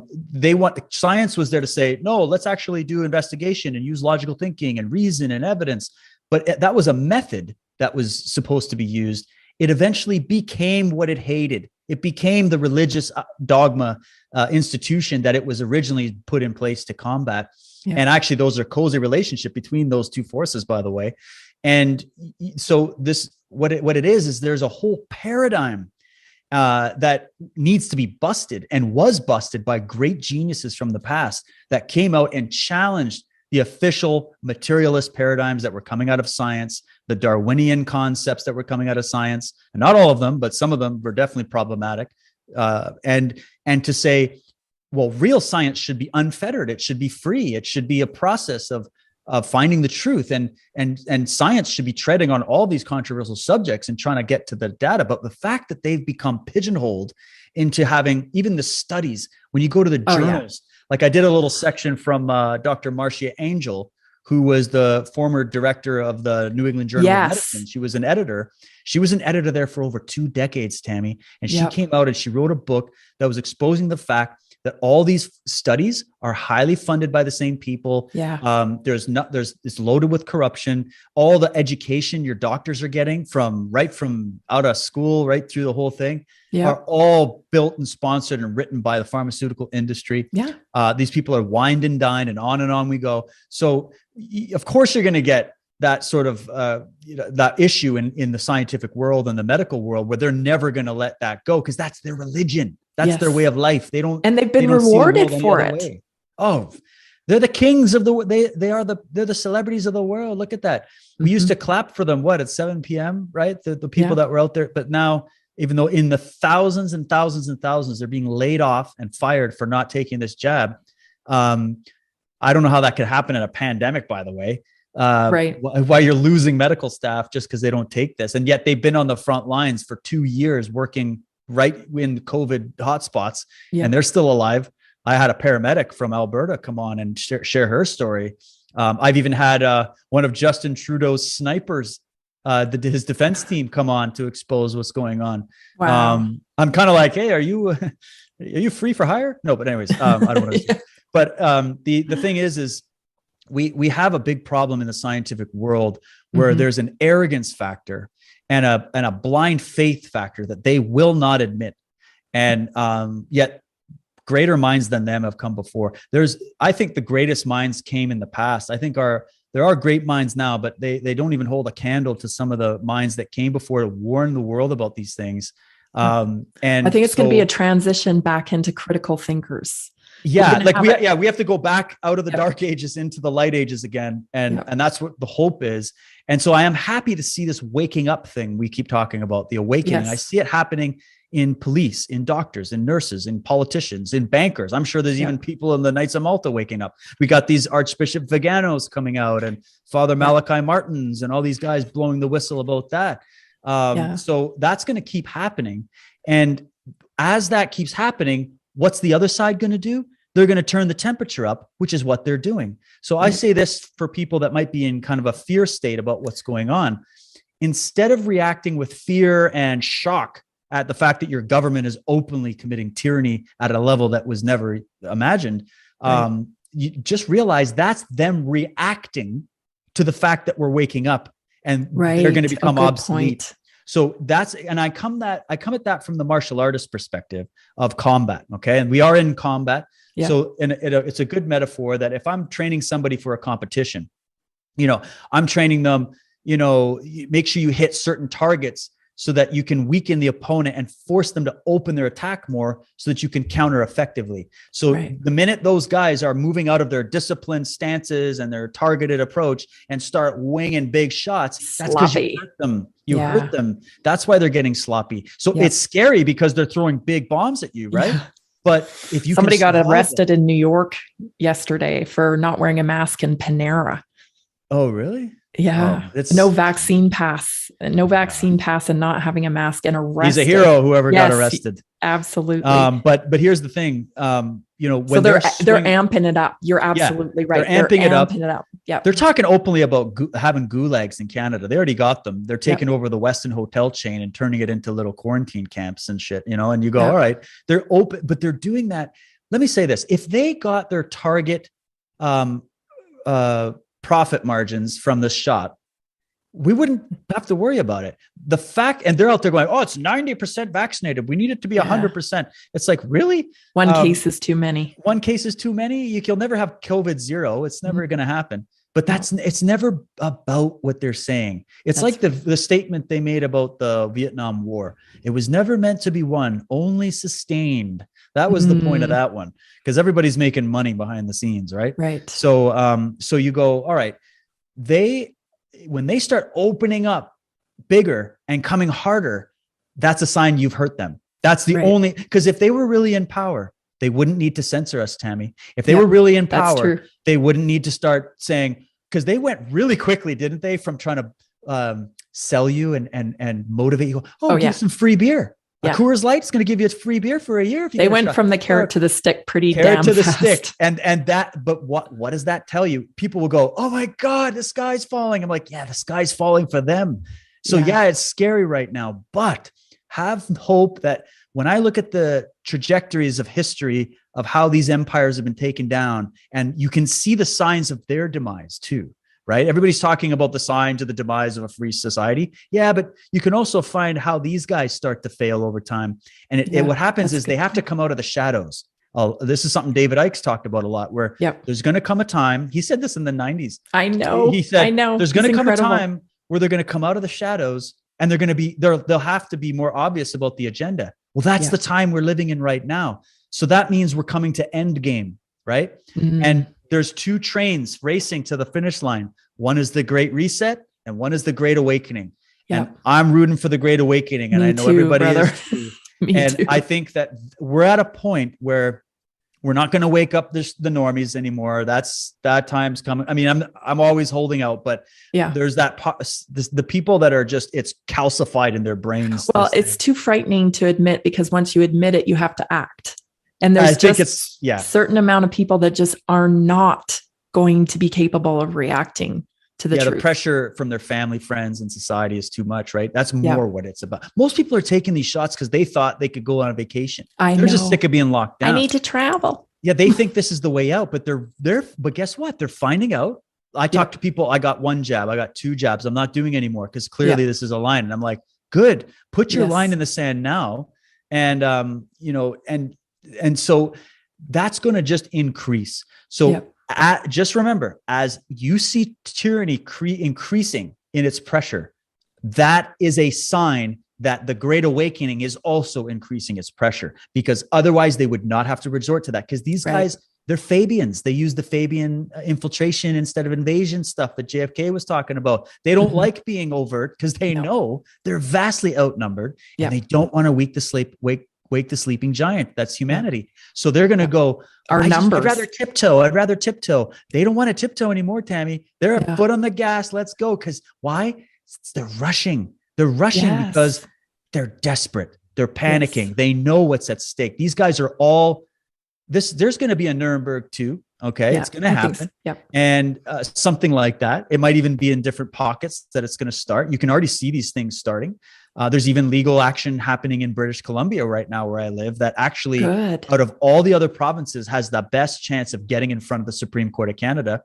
And I know the courts are corrupt, but I care about the optics. I care about people seeing this come out.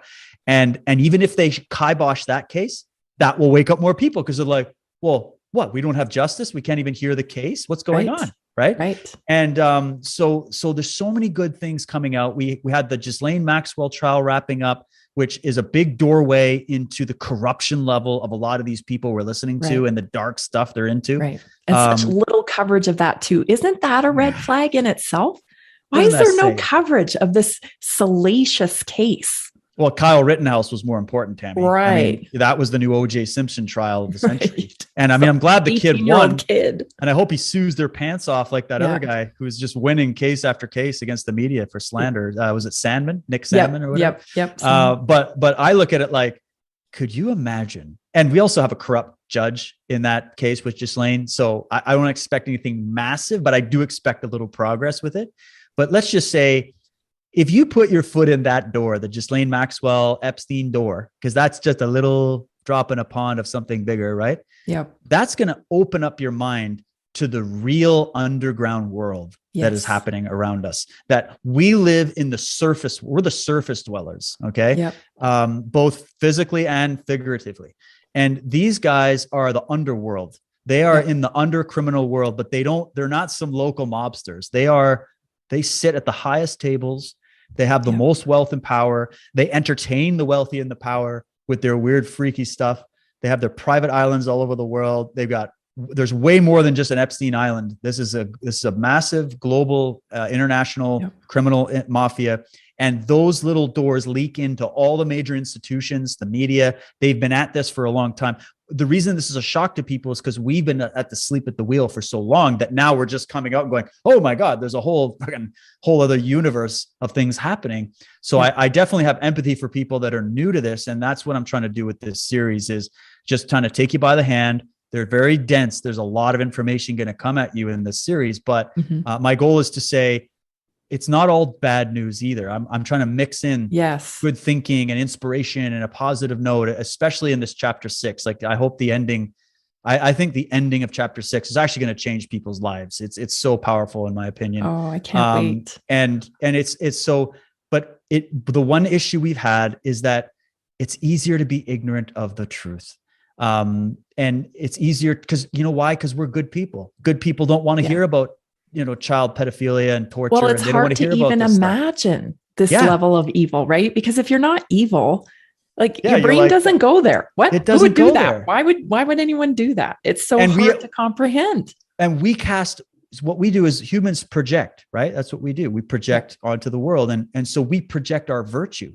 We assume everybody out there is just as normal and good as us. And that's why there's a blockage in people where they go and, I can't, as I saw this tweet the other day, someone was like, I haven't heard a single conspiracy theorist define the reason why they would do this to us. So that's bullshit. And I'm like, what? You must be new here. We've defined it for years. But at the same time, I get it, because she's just venting the fact that she was an older woman and she's probably got grandkids and they're coming over for Christmas dinner. She's not thinking about how to take over the planet.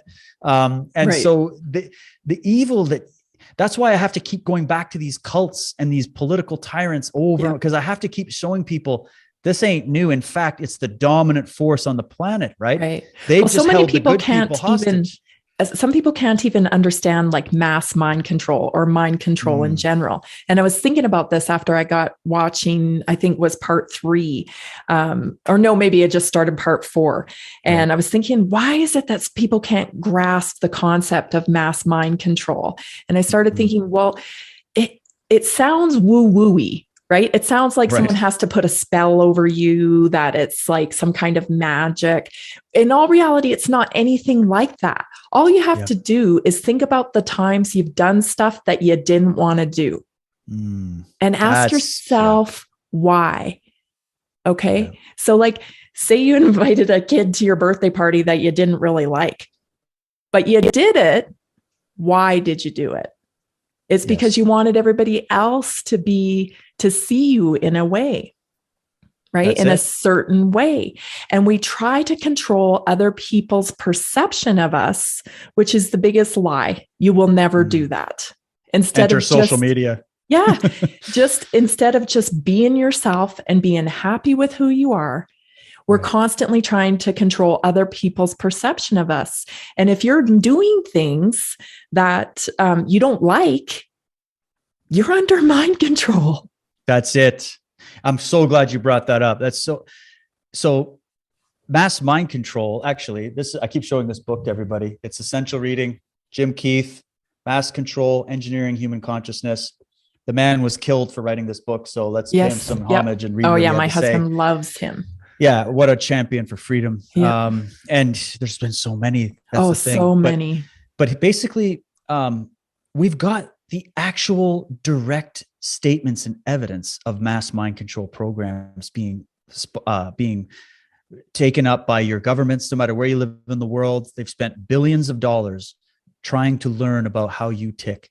And I've been asking people this question: do you know how you tick? Because these people have all the psychological manuals on the desk when they make policy. These people at Madison Avenue, when they're crafting your advertisements and your talk shows and your late night comedian shows, they know your psychology inside out, forward and backwards. Whereas psychology is not a subject that's very popular because nobody wants to do something called internal investigation or shadow work, as Carl Jung called it, because it means we have to look at our own trauma, our own fear, our own weaknesses. And as a martial artist, that was another lesson that I learned from there, was that in order to be successful in the martial art world, I had to face my ego. And I had to fight. And actually, every time I was sparring or training or hitting a punching bag or whatever, I wasn't fighting that punching bag or that other partner. I was fighting myself. Yeah. I was fighting my own inner limiting belief systems and my own fears and traumas. Yep. But after doing that and winning those battles again and again, and not necessarily always winning every match, but just winning the internal battle, right? You start to develop a new way of seeing things where the warrior embraces the challenges of life and sees it as an opportunity for growth. They're there for you. Yeah. And so that they don't want you trained. They don't want to teach kids this. That's why they're hyper. They're getting rid of any kind of, boys are not allowed to wrestle and scruff around anymore. Don't touch anybody. Everybody sit there. Toxic masculinity. Toxic masculinity. Yeah. It's like the world could use some toxic masculinity. No kidding. Bring back the William Wallaces and the Vlad the Impalers. But you go, all right, mass mind control. It's rooted to our tribal instinct of being basically when we came out of the tribal settings before industrial civilization and everything else, in order for survival to happen, you had to be integral part with the tribe. It was just the way we had to live. And so that's where we get our fear of social shaming. Right. And I even saw an article, Tammy, where they showed, Jenna, what's her name? She was the porn star, but she started talking out against vaccines. Jenna. Jenny McCarthy. Jenny McCarthy. Okay. They started putting a picture of her. This was when the vaccine conversation first started in 2020. They put an article out there. I don't know if it was a BuzzFeed or one of the big companies, and they put it out, and it's got a picture of her with a bunch of cartoon fingers pointing at her. And they're like, when it comes to anti-vaxxers, shaming works. That was the headline. And I think I popped it in one of the chapters as an image, but it's a good caricature of that, because they know that if they just shame you, your logical brain will leave the building, because that's all it takes. You don't have to think anymore. The only thing people are going to think about is, I don't want to be banned from Christmas dinner. I'm going to go get the jab. It's just the way it is. So they know this. They know that a lot of what we say is a lie. They know where most people are inauthentic. They know they've bred that in you and encouraged it through this social media to, everything's fake. Everything is filters. And actually, speaking of filters, did you ever get into the Snapchat thing back when it was popular, or know much about it? Okay. My wife did it for a bit. This was Snapchat. Was that 2015 ish? Okay. Probably. My kids still use it. Yeah. Well, in the beginning, my wife was saying she would just use it for her and a couple of her friends, and they would just joke around and make these little things. And she showed this to me in like 2018. She goes, Dave, look at these weird filters they have. And it's mask filters, different kinds of face masks. Right. Oh, wow. And I went, and she showed this to me like a couple months ago. And I went, really? And I went and looked it up. And sure enough, they had introduced this feature that went wildly popular of you could don different kinds of masks that look like the face mask everybody's wearing, but you could have different designs or whatever. This was before the pandemic. So talk about what you would call seeding the subconscious or preconditioning the public mind, whatever. Yeah. And you read some Edward Bernays, you'll learn all about how they do that. And they go, the godfather of propaganda. Right. Predictive programming. That's what the CIA would call it. The predictive programming, where they put it out there and you just think, oh, that's a cute little app. La, la, la. And then eventually you don't know why, by auto response, you're actually just going out and wearing the mask without even questioning it. Yeah. And breathing in your own CO2 and your own microbacteria every day. And I'm sure you're familiar with the Denver airport murals. I actually know a guy that Josh Reed, he hosts the Red Pill Project. That guy's just like a walking dictionary of information. And he used to work at the Denver airport, and he actually tried to find the underground base entries and all that stuff. But anyway, that's another story. But it's the way that they've achieved this is through the media. And actually in chapter 6, I'm going to go through the etymology of the word media and the word medic and where it comes from. Think about what I'm saying. Medic, media, the Medes, Medici, there's etymology involved that a lot of people don't understand. Yeah. And when you were saying earlier about how people think mind control is like someone casting a spell. Yes. Well, forget the Mickey Mouse stuff for a second and think about a spell as what it actually says. You cast a spell. What do you do when you use words? You spell them. Absolutely. Right? And so if they can hijack language, and aren't we all trapped in a prison of language where I'm saying something, changing you're probably definitions. saying the same thing. Yeah, you're probably saying the meaning the same thing, but we're using two different words, and then we're fighting with each other over the words, but we actually mean the same thing. That's what they want. The changing of the lexicon with this OMG, LOL, whatever. Right. I mean, nothing wrong with it, but you can start to see how it's a dumbing down process of shutting down and stifling organic communication. Yeah. And so, but they do it with symbols. They do it subliminally. And it's like the best example I can give people for mass mind control is go to see a stage hypnotist show. And I had 2 experiences with this because I was doing it as a research project, where one time I went to the stage hypnotist and I got up on stage in front of, there was like thousands of people there. It was pretty crazy. And I kept my logical, critical mind. And I'm like, I'm not going to let this guy hypnotize me. I'm going to fight it. Right. So it obviously didn't work at all. And I'm like, everybody else is jumping around like a bunch of weirdos. And I was just normal. And then I tried it again at a different one. And I'm like, I'm going to let myself go. I'm just going to go and drink the Kool-Aid and get hypnotized on the stage. And before you know it, I'm up there. And it was weird. It was like being in a state where you're just waking up in the morning, but you're still kind of clicking back to your dream a few times. And Right. you're sort of aware, but your body's doing something as if it felt like I was a puppet on strings.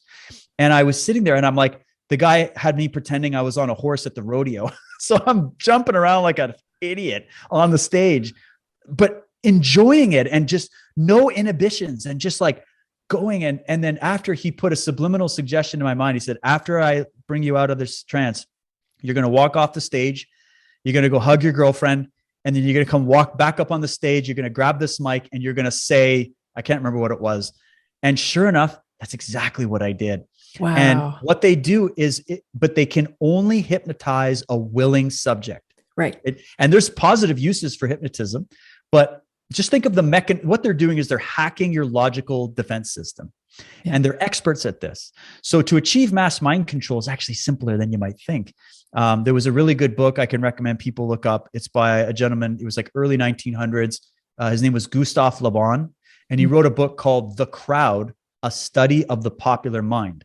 So he used the term popular mind in the way that Bernays used the term public mind, right? So they look at the fact that there's these individual units of human beings, but then there's something called the hive mind or the mass mind that when you get, if you think of a baseball game or whatever, or these NASCAR events going on in Texas where people are not dying after, which is really weird, where they all get together and they're all cheering and the energy and they're willing the participants in the thing to win. And everybody's got that energy going high, but it's a unified consciousness that happens in that moment. Or you go to a church or you go to a concert, there's this unification that happens. That could be a good natural thing. But it also is a very good place for them to hijack your brain, because they found in this psychological study that that hive mind that we sort of sacrifice our autonomy to go into that state is a far lower IQ. So when you're an individual and you're thinking critically and you're looking at the crowd going, why are you guys all wearing like, plastic bags over your head? Like, what are you guys doing? That's your individual critical thinking. But then they know how to pull you out of that into the hive mind. And then they program all the inputs of what makes up that hive mind thinking. And then you don't even know what you're being brought into. You just, if you allow the hypnosis to take place, you're in that state. And now you're moving with the herd and the tribe. And that's why I've just told you why collectivism as a political philosophy, and under collectivism, we've got communism, socialism, fascism. It's central control over the hive, one type of thinking for the whole populace. There is no individuality. No. That is what they do, is they use mass hypnosis to do it. And that's why you're going to see in my Cult of the Medic series, I'm constantly showing you archived footage of everybody just cheering and crying for Mao Zedong and Stalin and Hitler and, Walter Applewhite. And you go, my biggest question, Tammy, when I started doing this cult research wasn't so much about these cult leaders. And everybody had written all this stuff about Charles Manson and how he was such a psychopath. But I'm like, but what about all the cult followers? Who's buying this stuff? Who's drinking the Kool-Aid? Like, that's who I want to know about. Because if think about it, if I start a cult and I'm like, hey guys, I'm going to start this new religion, and I put it out there. If nobody signs up for it, I just have to go home with my tail between my legs and I'm out of business, right? Same with what's going on right now. It is. And so that gives you the solution, doesn't it? Yes. Don't become part of the hypnosis. Resist the Borg. You are an individual, unique soul that was gifted by something higher than you. That's something that is part of you and it's in you. The kingdom of heaven is within, right? Yeah. When you access that, you're invincible, you're indestructible, you're sovereign in that moment. But sovereignty and freedom is never given to you by the world. It's never given to you by the crowd. It's never given to you by the state or the church. Freedom is an inside job. And it's something you have to bring from within yourself out to the world. And that's what I learned from these mentors. I was reading the Bruce Lees and Ayn Rands and some of these individual thinkers that were trying to tell people this.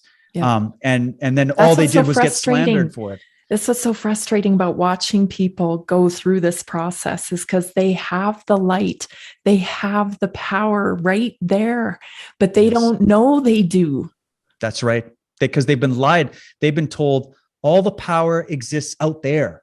It's out there, right? It's in the church. It's in the sky in some dimension somewhere you can't talent. see. Some people are just born with talent. No, do you really think God would have created somebody less than? Think about your own kids. Would you have given one kid more talent than the other kid? No. But there's different strokes, right? There's maybe like individual. I've worked with autistic kids in my martial art practice. Had a few cases, and a very positive effect that the martial art training had with them, by the way. I've also worked with veterans who suffered post-traumatic stress disorder, and I've helped them with that, help them get off the drugs that they're getting put on, like lithium and whatever. Yep. And what I started to notice was that there were kids who were severely disabled in one way, but stark geniuses at something else. Or I even had a guy come in who had only one leg, and we had to figure out a way I had to read this. It was a great challenge for me. And we did, I worked with them for a while, and we did. There's a guy with one leg that teaches my son. That's awesome. He's been on this podcast. He's an amazing dude. One leg, he calls it nub jujitsu. I love people like this. I love because it shows you that, what did the Oracle of Delphi say? In you is hidden the treasure of treasures. What you seek is not outside. To us. Yeah. That's his purpose. That's his purpose. He's there to inspire you. Yes. That you could have the worst obstacle in front of you. The spirit that's inside you can overcome it. Yeah.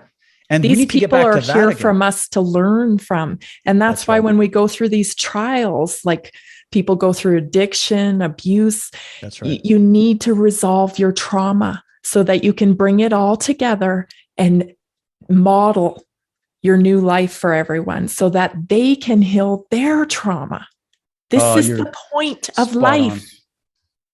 And they want to play. What we get back to this control system, they want to play on your trauma. Yes. That's why they win. You can never be healed. That's it. You can't be healed from the spirit, because spirit doesn't exist, Tammy. It's a big materialistic, determined universe. So you just have to come to the cult of the medics for everything. And you go, wait a minute.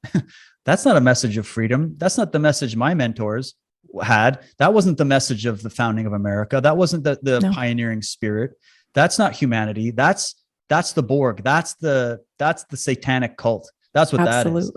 That's mind control. Is to tell people you're not powerful. Absolutely. You need us. You can't be, Excuse me. You don't even know why the damn sun rises every day. And you're going to sit here and tell me you have the entire science and everything worked out medically in my body.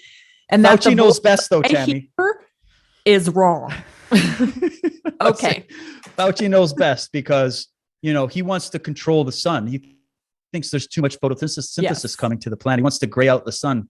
And so he knows better. And Fauci, Bill Gates, they know better than, the divine presence in the universe that has the power to swirl galaxies. Right. Does Fauci have that power? I don't think so. So you guys should sit down and stop lording these degrees over us, because we've caught on to your little scam. Science is a tool. It's a tool. It's a tool. It's a tool that could create an atom bomb, or it's the tool that could create the telephone, or what did Tesla say? If you need free energy, just think of energy vibration. There's more energy in the space between my fingers that could power this planet for eons of time than you can even imagine that's out there. And these are the kinds of thinkers that I go to. And even though science will go, oh, Tesla was debunked by Snopes. Like, get out of town. You guys are just, get out of here. I want to finish up with kind of your philosophy a bit more on health, because you said health is a decision and a moral choice. And right now, I'm really struggling with people's moral choice to use vax passports. This is really disturbing to me. I'm heartbroken by the people I know that have thoughtlessly committed to using them like it's no big deal. Yeah. I'm with you on that. It's frightening to see how people have just drank this Kool-Aid. As I said, freedom is an inside job. So is your health. Start with your gut. Your life will change. Like that's your other brain. Do you know you have three brains? You got your heart chakra, you got your brain, and you got your gut. Those are your three brains. And if you nurture those brains, you give your body everything it needs. Your body does this miraculous thing where it employs all the forces of nature, and it it survives. It allows you to survive. It was developed over all the time we've been here. It was given to you by your creator or by nature, or however you want to see it. It was a gift that was given to you that allowed us to even get to this place. And the fact that we don't even know how the human eyeball came together. Okay. The Darwinists cannot explain it. I don't care how many arguments they throw at it. There's so many there's more mystery in the world than there is all these problems that have been solved. And so just remember that even while you're just sitting still, your body, the neurons are firing at millions of miles an hour. There's movement always happening because the universe never rests. And that nature is within you, and you've been given an immune system that can fight off any bacterial illness, virus, or disease, or cancer if you give it the right fertilized soil, you give it the right sunlight. I'm using it as a metaphor. You're giving it like a plant.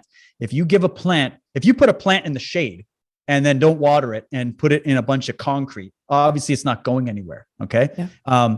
And that's what they want. They want everybody like that plant so that they can come with their argument to go, see, you need us. You need this polio. Artificial light over top of you. Exactly. And you need these chemicals in you. Chemicals. It's the German system actually of medicine, right? And it came right out of Nazi Germany. Trust me. So, and nothing against Germans, by the way. That's not a slight against them. That's just the ideology grew there in that place for some reason. And it came here. And it's the ideology that it's all about intervention. Everything we have to intervene upon. And we need long hospital stays. We need vaccines. We need silver nitrate. We need intubation. We need white coats and maximum sterilization. Like it's not sterile enough. We got to spray those carts at Costco a little more with the bleach, no bacteria. But how is your immune system formed? It's formed by you interacting with oppositional forces like bacteria. And that's why I'd be like, go play in the mud, go eat dirt. Oh, your kid has chicken pox. My kid's coming over for a party because I know they're going to have lasting, robust immunity. And that if they get those chicken pox, they're actually going to have immune cells against things like cancer and whatnot later on in their life. Whereas if they just go get the shot, very specific, targeted, one strain. And it causes other problems so that you're now going to go and line up for all the drugs to treat the problems that they caused that you're never aware of because you just went along with it and didn't think about who we're dealing with here. And so for those people out there that are into this Vax passport, you need to understand that we're at war right now. And just look at the technology that they're using right now as we speak in China. All right. And I'm pretty sure I've got a lot of friends that fled communist China and came to the West because they prefer freedom. They're patriots. And they went, I want freedom. I'm coming here. And they're the ones that warned me, Tammy. It wasn't anywhere else. They were the ones that said, you guys are so gullible. You have no idea what you're dealing with. It's embarrassing. They're going to start with this Vax Pass, and it's going to become the social credit system that we're suffering over there. And trust me, get this, in classrooms right now in China, they have facial recognition biometric software that scans the emotional inflections of the child's faces while they're studying in school. They have sensors in the technology in the room of these classrooms that can pick up the change in heartbeat. They can tell if these kids have smoked joints. They can tell what they had for breakfast, basically. And they can also tell how much sleep they've had. Like, think of those Fitbits everybody's been obsessed about. Where's that data going to get collected, right? What's happening in the cloud, where the gods reside. And you go, so they come in and the surveillance, you have no privacy whatsoever. Mm-hmm. So is privacy valuable to you? And then also think about it. You're being given, even if you're someone that's like, you swear by the vaccine, you're totally in that. What about the implications for human freedom? What about the concept of something called precedent, where in the legal system, they operate with this, where if somebody sets a legal precedent, then that becomes law. And the precedent that we're giving the government is, hey, because we're afraid of this virus, we're totally okay with just giving you complete unfettered access to our bodies and eliminating our privacy and our individual rights. And we're setting that precedent moving forward so that they can continually use this for other purposes as well. So the vaccine is not the end game at all. Oh, no. It's the door opener towards the social credit system. It's also the door opener. They just developed in Sweden. I just saw an article on Fox News. that was talking about the chip that they developed that gives you the reading. And people want convenience, don't they? And did anybody see that interview with Aaron Russo? He was on the Alex Jones show back in like 2009 or something before he passed away. He was a producer and he formed a relationship with Nelson Rockefeller and, or one of the Rockefellers. And he was told personally that we were going to see some events happen to change American society, bring in new laws, and that they were going to bring in a chip.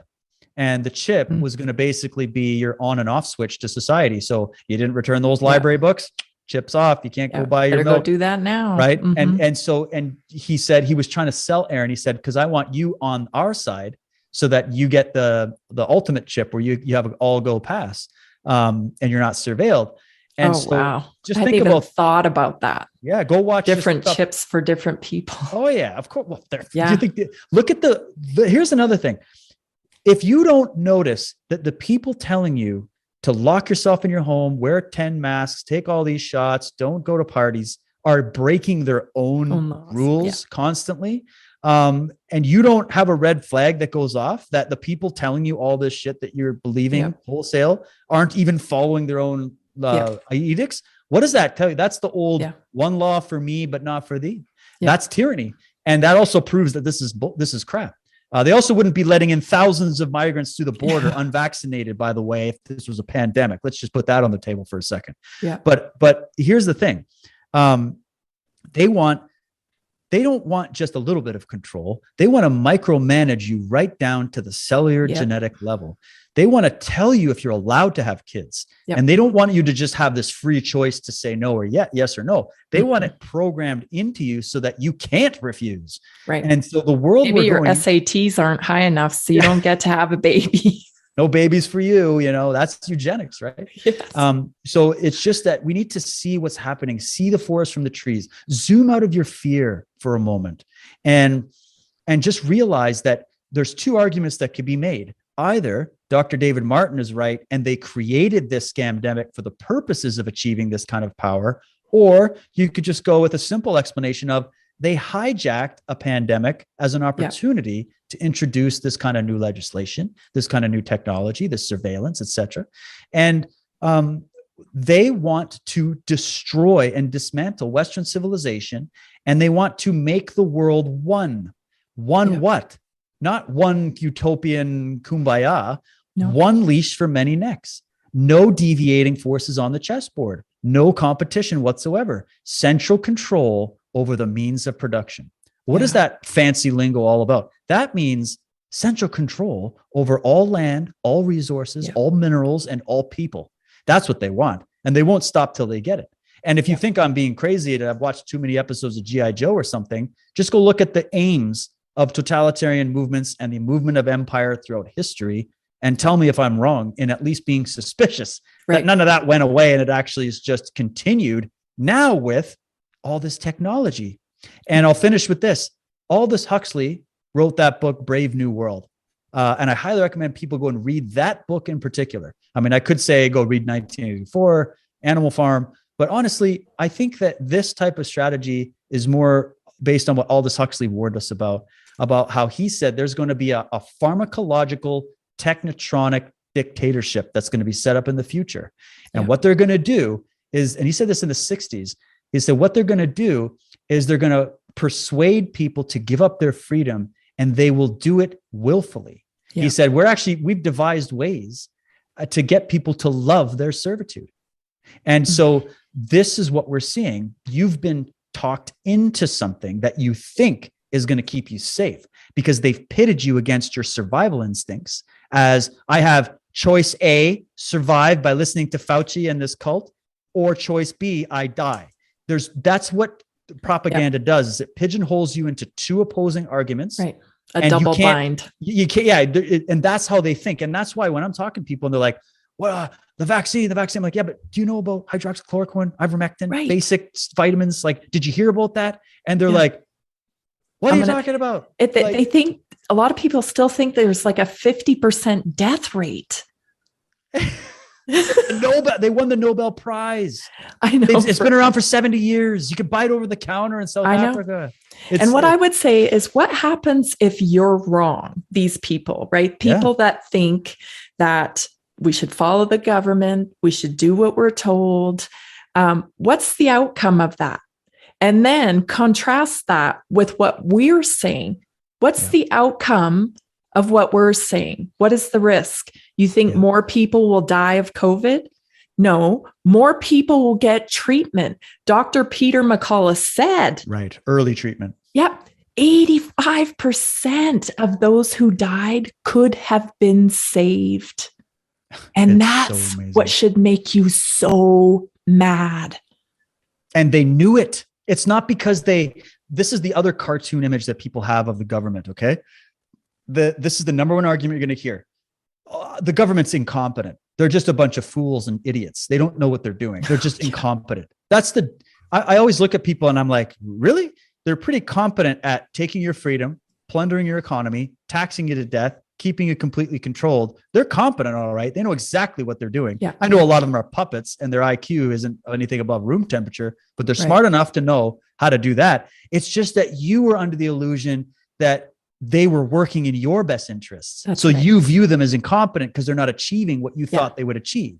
But the reason we keep going, no matter who you vote for, you get the same dictator in there, is because we keep believing falsely that all these guys are coming in to save us, when in fact they're paid off and they have allegiances elsewhere. That's right. And they know exactly what they're doing. Yeah. Trust me. It's not, you're measuring by the wrong goal. There it is. There it is. So with what you were saying there, it's so important because I'm getting people that roll their eyes at me, Tammy, when I bring up the freedom argument. And it's shocking because I'm like, oh, there's something you're to be mocking afraid of. Freedom now? You're mocking freedom. How spoiled of a Westerner do you have to be to mock freedom?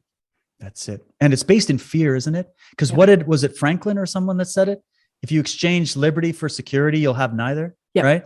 Well, not only are we exchanging liberty for security, we're exchanging liberty for the illusion of security, which is even worse. It'd be, I guess you could maybe make an argument to me if you were indeed achieving some kind of security, because then I could just put you in the camp of like, okay, you're the kind of person that needs all these handrails and you need, but safety dude. Don't make everybody, because I'm a lone wolf, so I'll take care of myself. I just don't need you to force me to be, like that. But you can't even make that argument because it's the illusion of security. They're selling you death. They're selling you sickness. They're selling you slavery, and you're biting into it because here's the big punchline, in my opinion.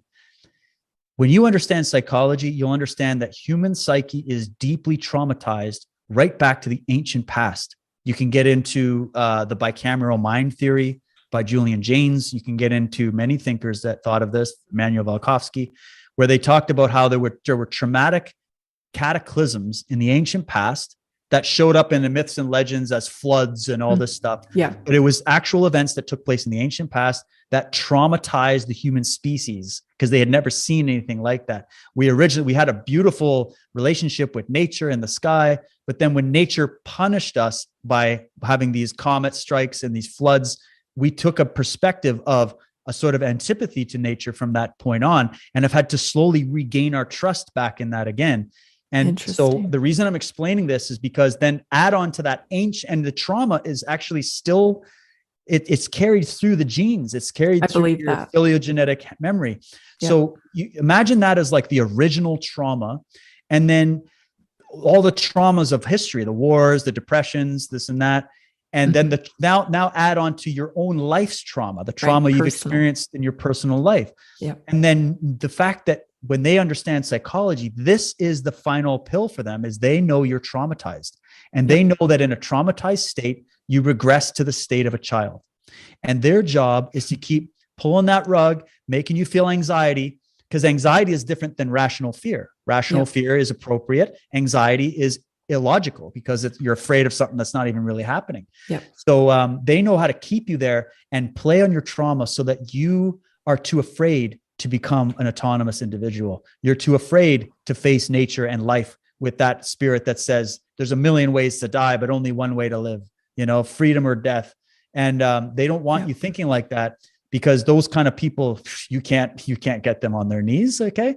So they're playing on your trauma, and and that's what this pandemic is scratching. It's scratching the trauma.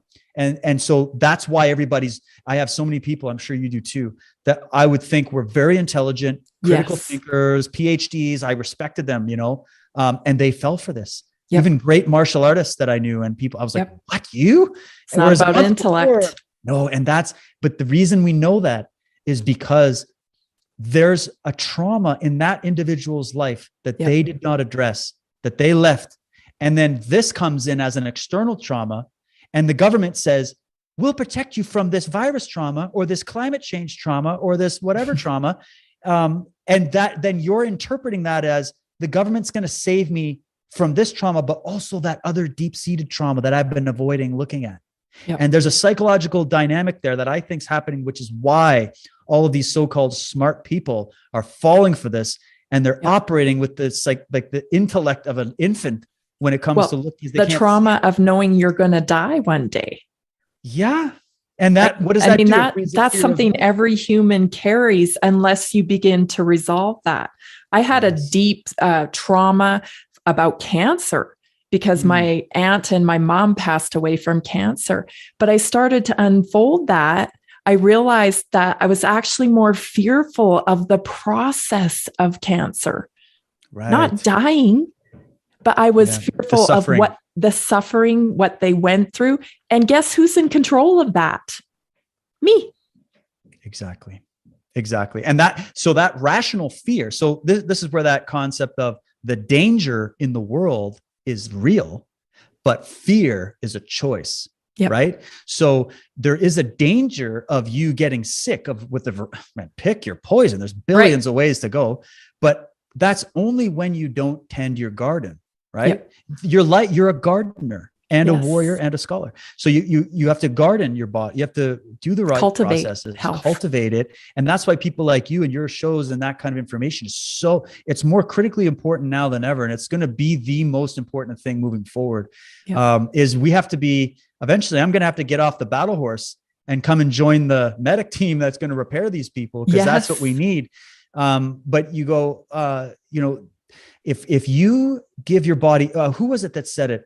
Raymond Rife. He said, if you have the right pH balance and the right amount of vitamins and mineral support in your body, cancer cannot live in your body. Okay. They don't want those kind of guys up in neon lights because that would destroy the pharma complex completely. You wouldn't need them at all. They would cease to exist. No. So you have to keep people on this hamster wheel of fear and trauma and scratching the trauma and keeping them there, because that's how you take their freedom. You can't take it by force, because they'll fight back, especially in America, right? Most armed population in the world. You're going to go and take all their freedom away. They're not going to do it. So you go, all right, well, let's attack them using something called asymmetric warfare, where we're going to infiltrate and we're going to nudge in and we're going to use the media and we're going to use these bioweapons and we're going to use all this. And they've kind of put us into a siege warfare like scenario, like from the Middle Ages, where they're holding us. They've cut off the supply lines, which is why all the food chain supplies are being held up. Yeah. They've barricaded us into an area, and they're catapulting arrows and fire at us all the time to keep us pinned down in fear. And they're trying to starve us out so that we come out and go, okay, guys, just take over the kingdom. We're out, like that's what they're hoping. But here's the thing that they didn't anticipate, and they never anticipate. See, psychopaths are on a path of self-destruction. That's actually the definition. They are self-destruction, and eventually they'll take out as many people as they can because they've already destroyed themselves from within. And there's a process behind that.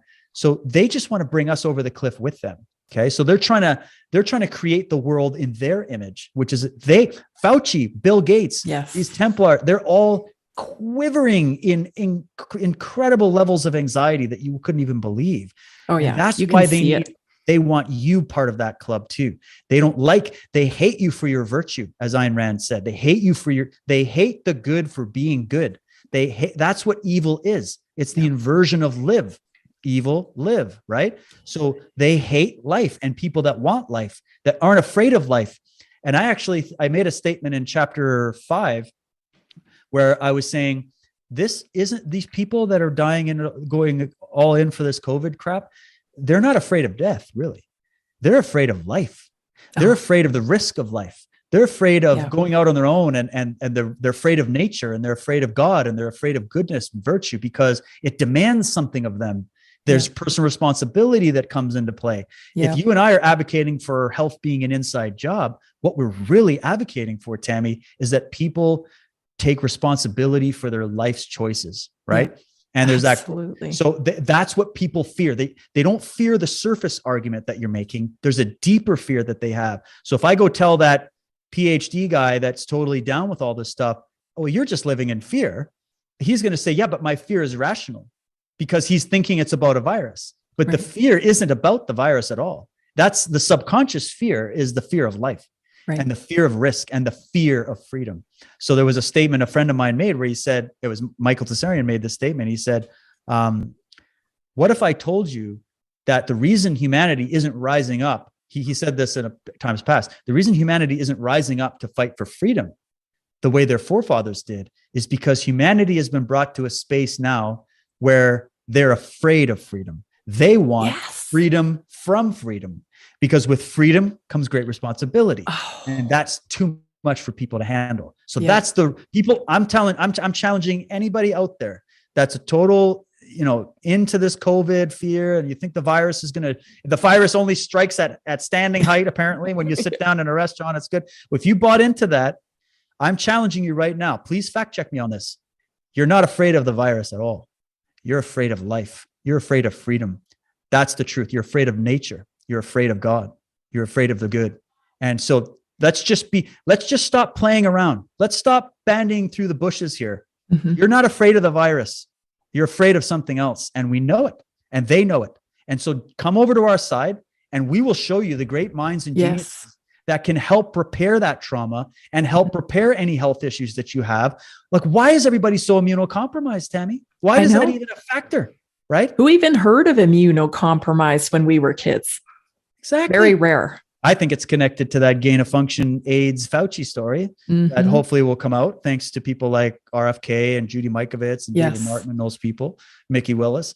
But either way, I think that if we change our approach from always trying to treat disease and from an external thing where it's too late, like it's separate from us. Yeah. Instead of living healthy lives, and health means your body's your temple. So you have a body, you have a mind, and you have a soul. Yeah. I believe you do. And if you take care of your body and you take care of your mind, then you are taking care of your soul.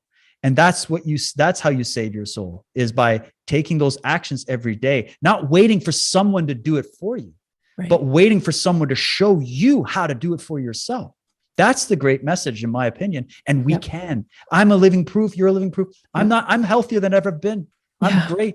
I'm doing great. Same. My kids are great. Same. Everybody I know is great. Nobody in my house is on medication. I hug people. I'm going to put mistletoe all over my house for Christmas. I don't care what the government said. Do you know, we were just told, this is what the government of BC just said. They said, you're not allowed to have any Christmas or New Year's parties. And if you do, it's seating only. They must be seated parties. No standing, no mingling, no hugging, no dancing. And also, you can't sing, because the singing, there's, you're going to get COVID. You're going to have COVID all over, right? So basically, I'm like, what kind of a party? And look at these health. Oh man, I'm in so much trouble. I was in a party at Saturday night, and there was all kinds of singing. Right. But these health ministers, look at them. They're like the death ministers. Yeah. They look like they're going to drop dead any second. This person, Dr. Tam in Canada, she's never been to a party in her life. So of course they're going to be like, oh, another recommendation. So it's going to get a little bit explicit for a second, but this is from the BC Centers from Disease Control. Okay. They said last summer, I did a video on this. They still haven't retracted this. They said, because of a pandemic, you cannot have any kind of intimate relations with other people. And if you do, there's only two things that you can do. Number one is masturbation. So basically our government told us to go screw ourselves. And number two, if you do have to have any kind of sexual intercourse, it has to be glory holes.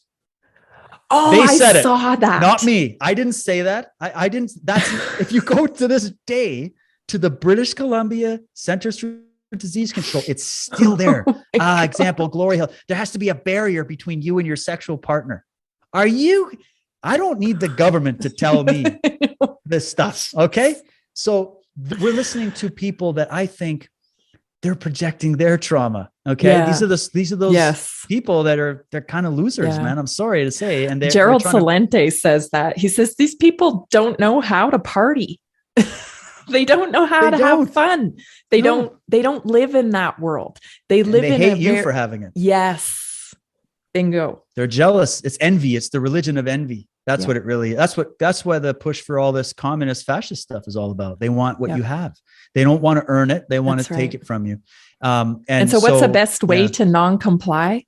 Like today, I'm like, I heard Biden's message, basically all of us unvaccinated are going to die over the holidays. I saw it. And he's like, I'm like, really? What do you know? You can't even get up a flight of stairs.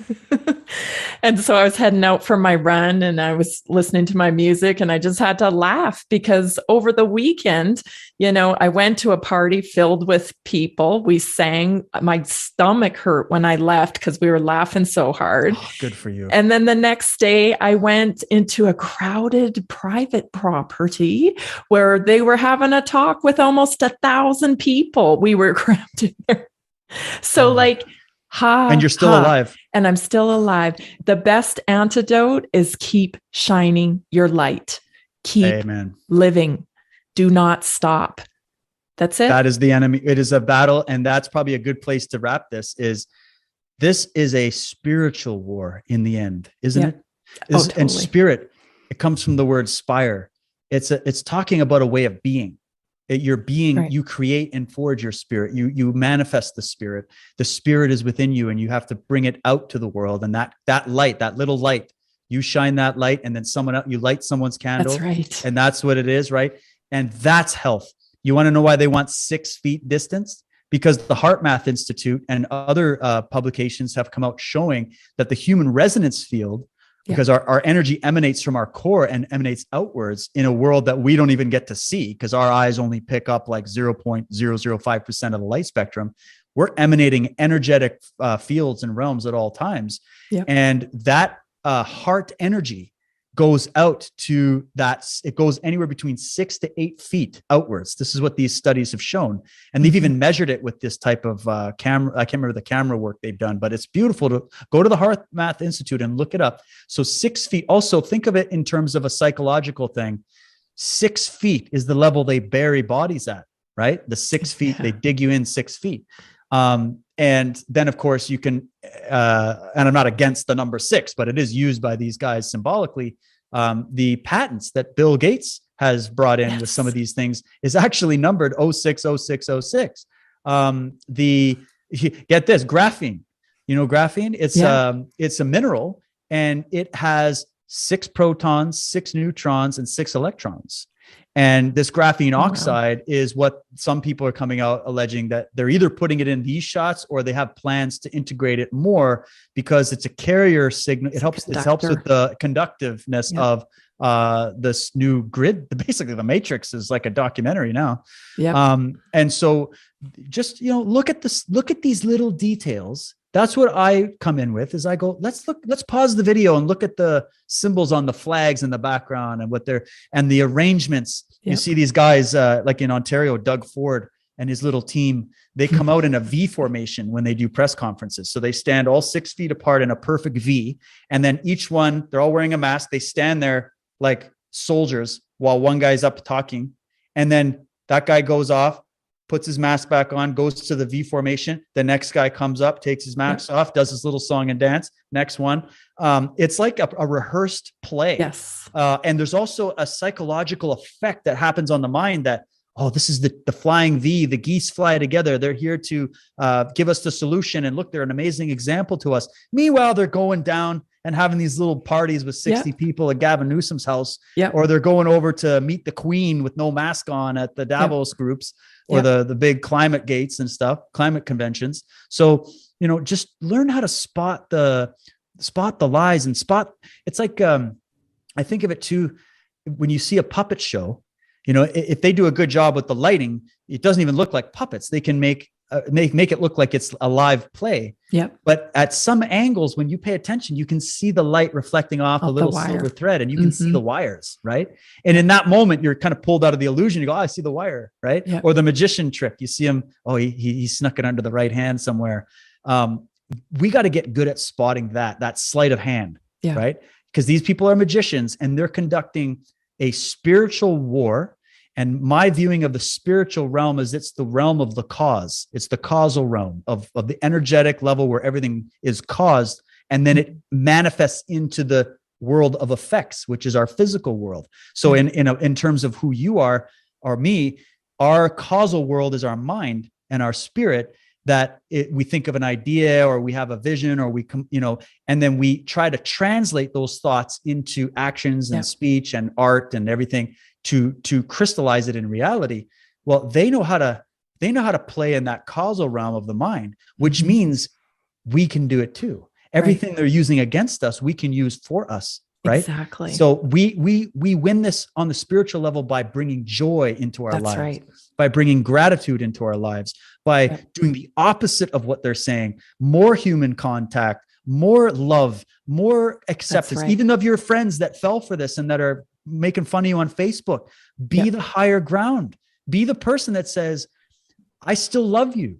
You look at them as a victim of mind control, because that's what they are. What they are. And trauma. We need to have the compassion, because they're not going to have the compassion because they've been trained otherwise, right? They're the ones calling for your death. That's right. Don't let that get to you. Become the better person and love them anyways. And the way we love is not by approving of what they're doing, but by being the example of what we should be doing, which is I am standing firm in my belief, in my freedom, and in the knowledge that I have.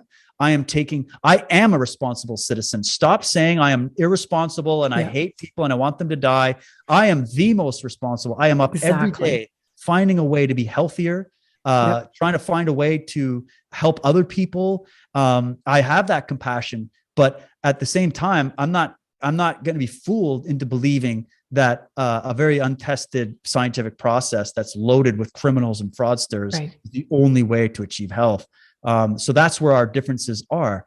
But in the end, I don't want people dying and getting sick, but that's why I'm telling you, intubation and remdesivir and all this other stuff is killing people. These shots are killing people. So tell me who's got more compassion. I've got enough compassion to get up and fight the mob every day. To try to say, guys, you're missing out on what's really happening here, because I do care. I care more than you can possibly imagine. So we just need to unite on that front and make freedom the goal again, because I know freedom is scary, but you ain't seen fear until you've lived in a totalitarian society. And so go brush up on some Alexander Solzhenitsyn and some Viktor Frankl and some Ayn Rand and some people that have warned us who lived through these totalitarian periods, and make sure that at the very least, you might not have to agree with me, but at the very least, keep that in the forefront of your mind as we move forward. Because in my opinion, it's just my opinion, this was never about a virus, and the real virus is fear. That's right. Thank you so much, David, for being on the Naturally Inspired podcast today. Oh, thanks, Tammy. You're a joy to talk to. I'd love to do it again and stay in touch with you guys. Anything I can do to support, I'm here. So thanks for having me on.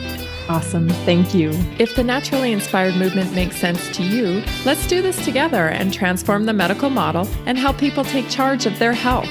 Learn more about how you can join the Naturally Inspired movement by going to naturallyinspiredadvocate.com or call me at 970-475-4862.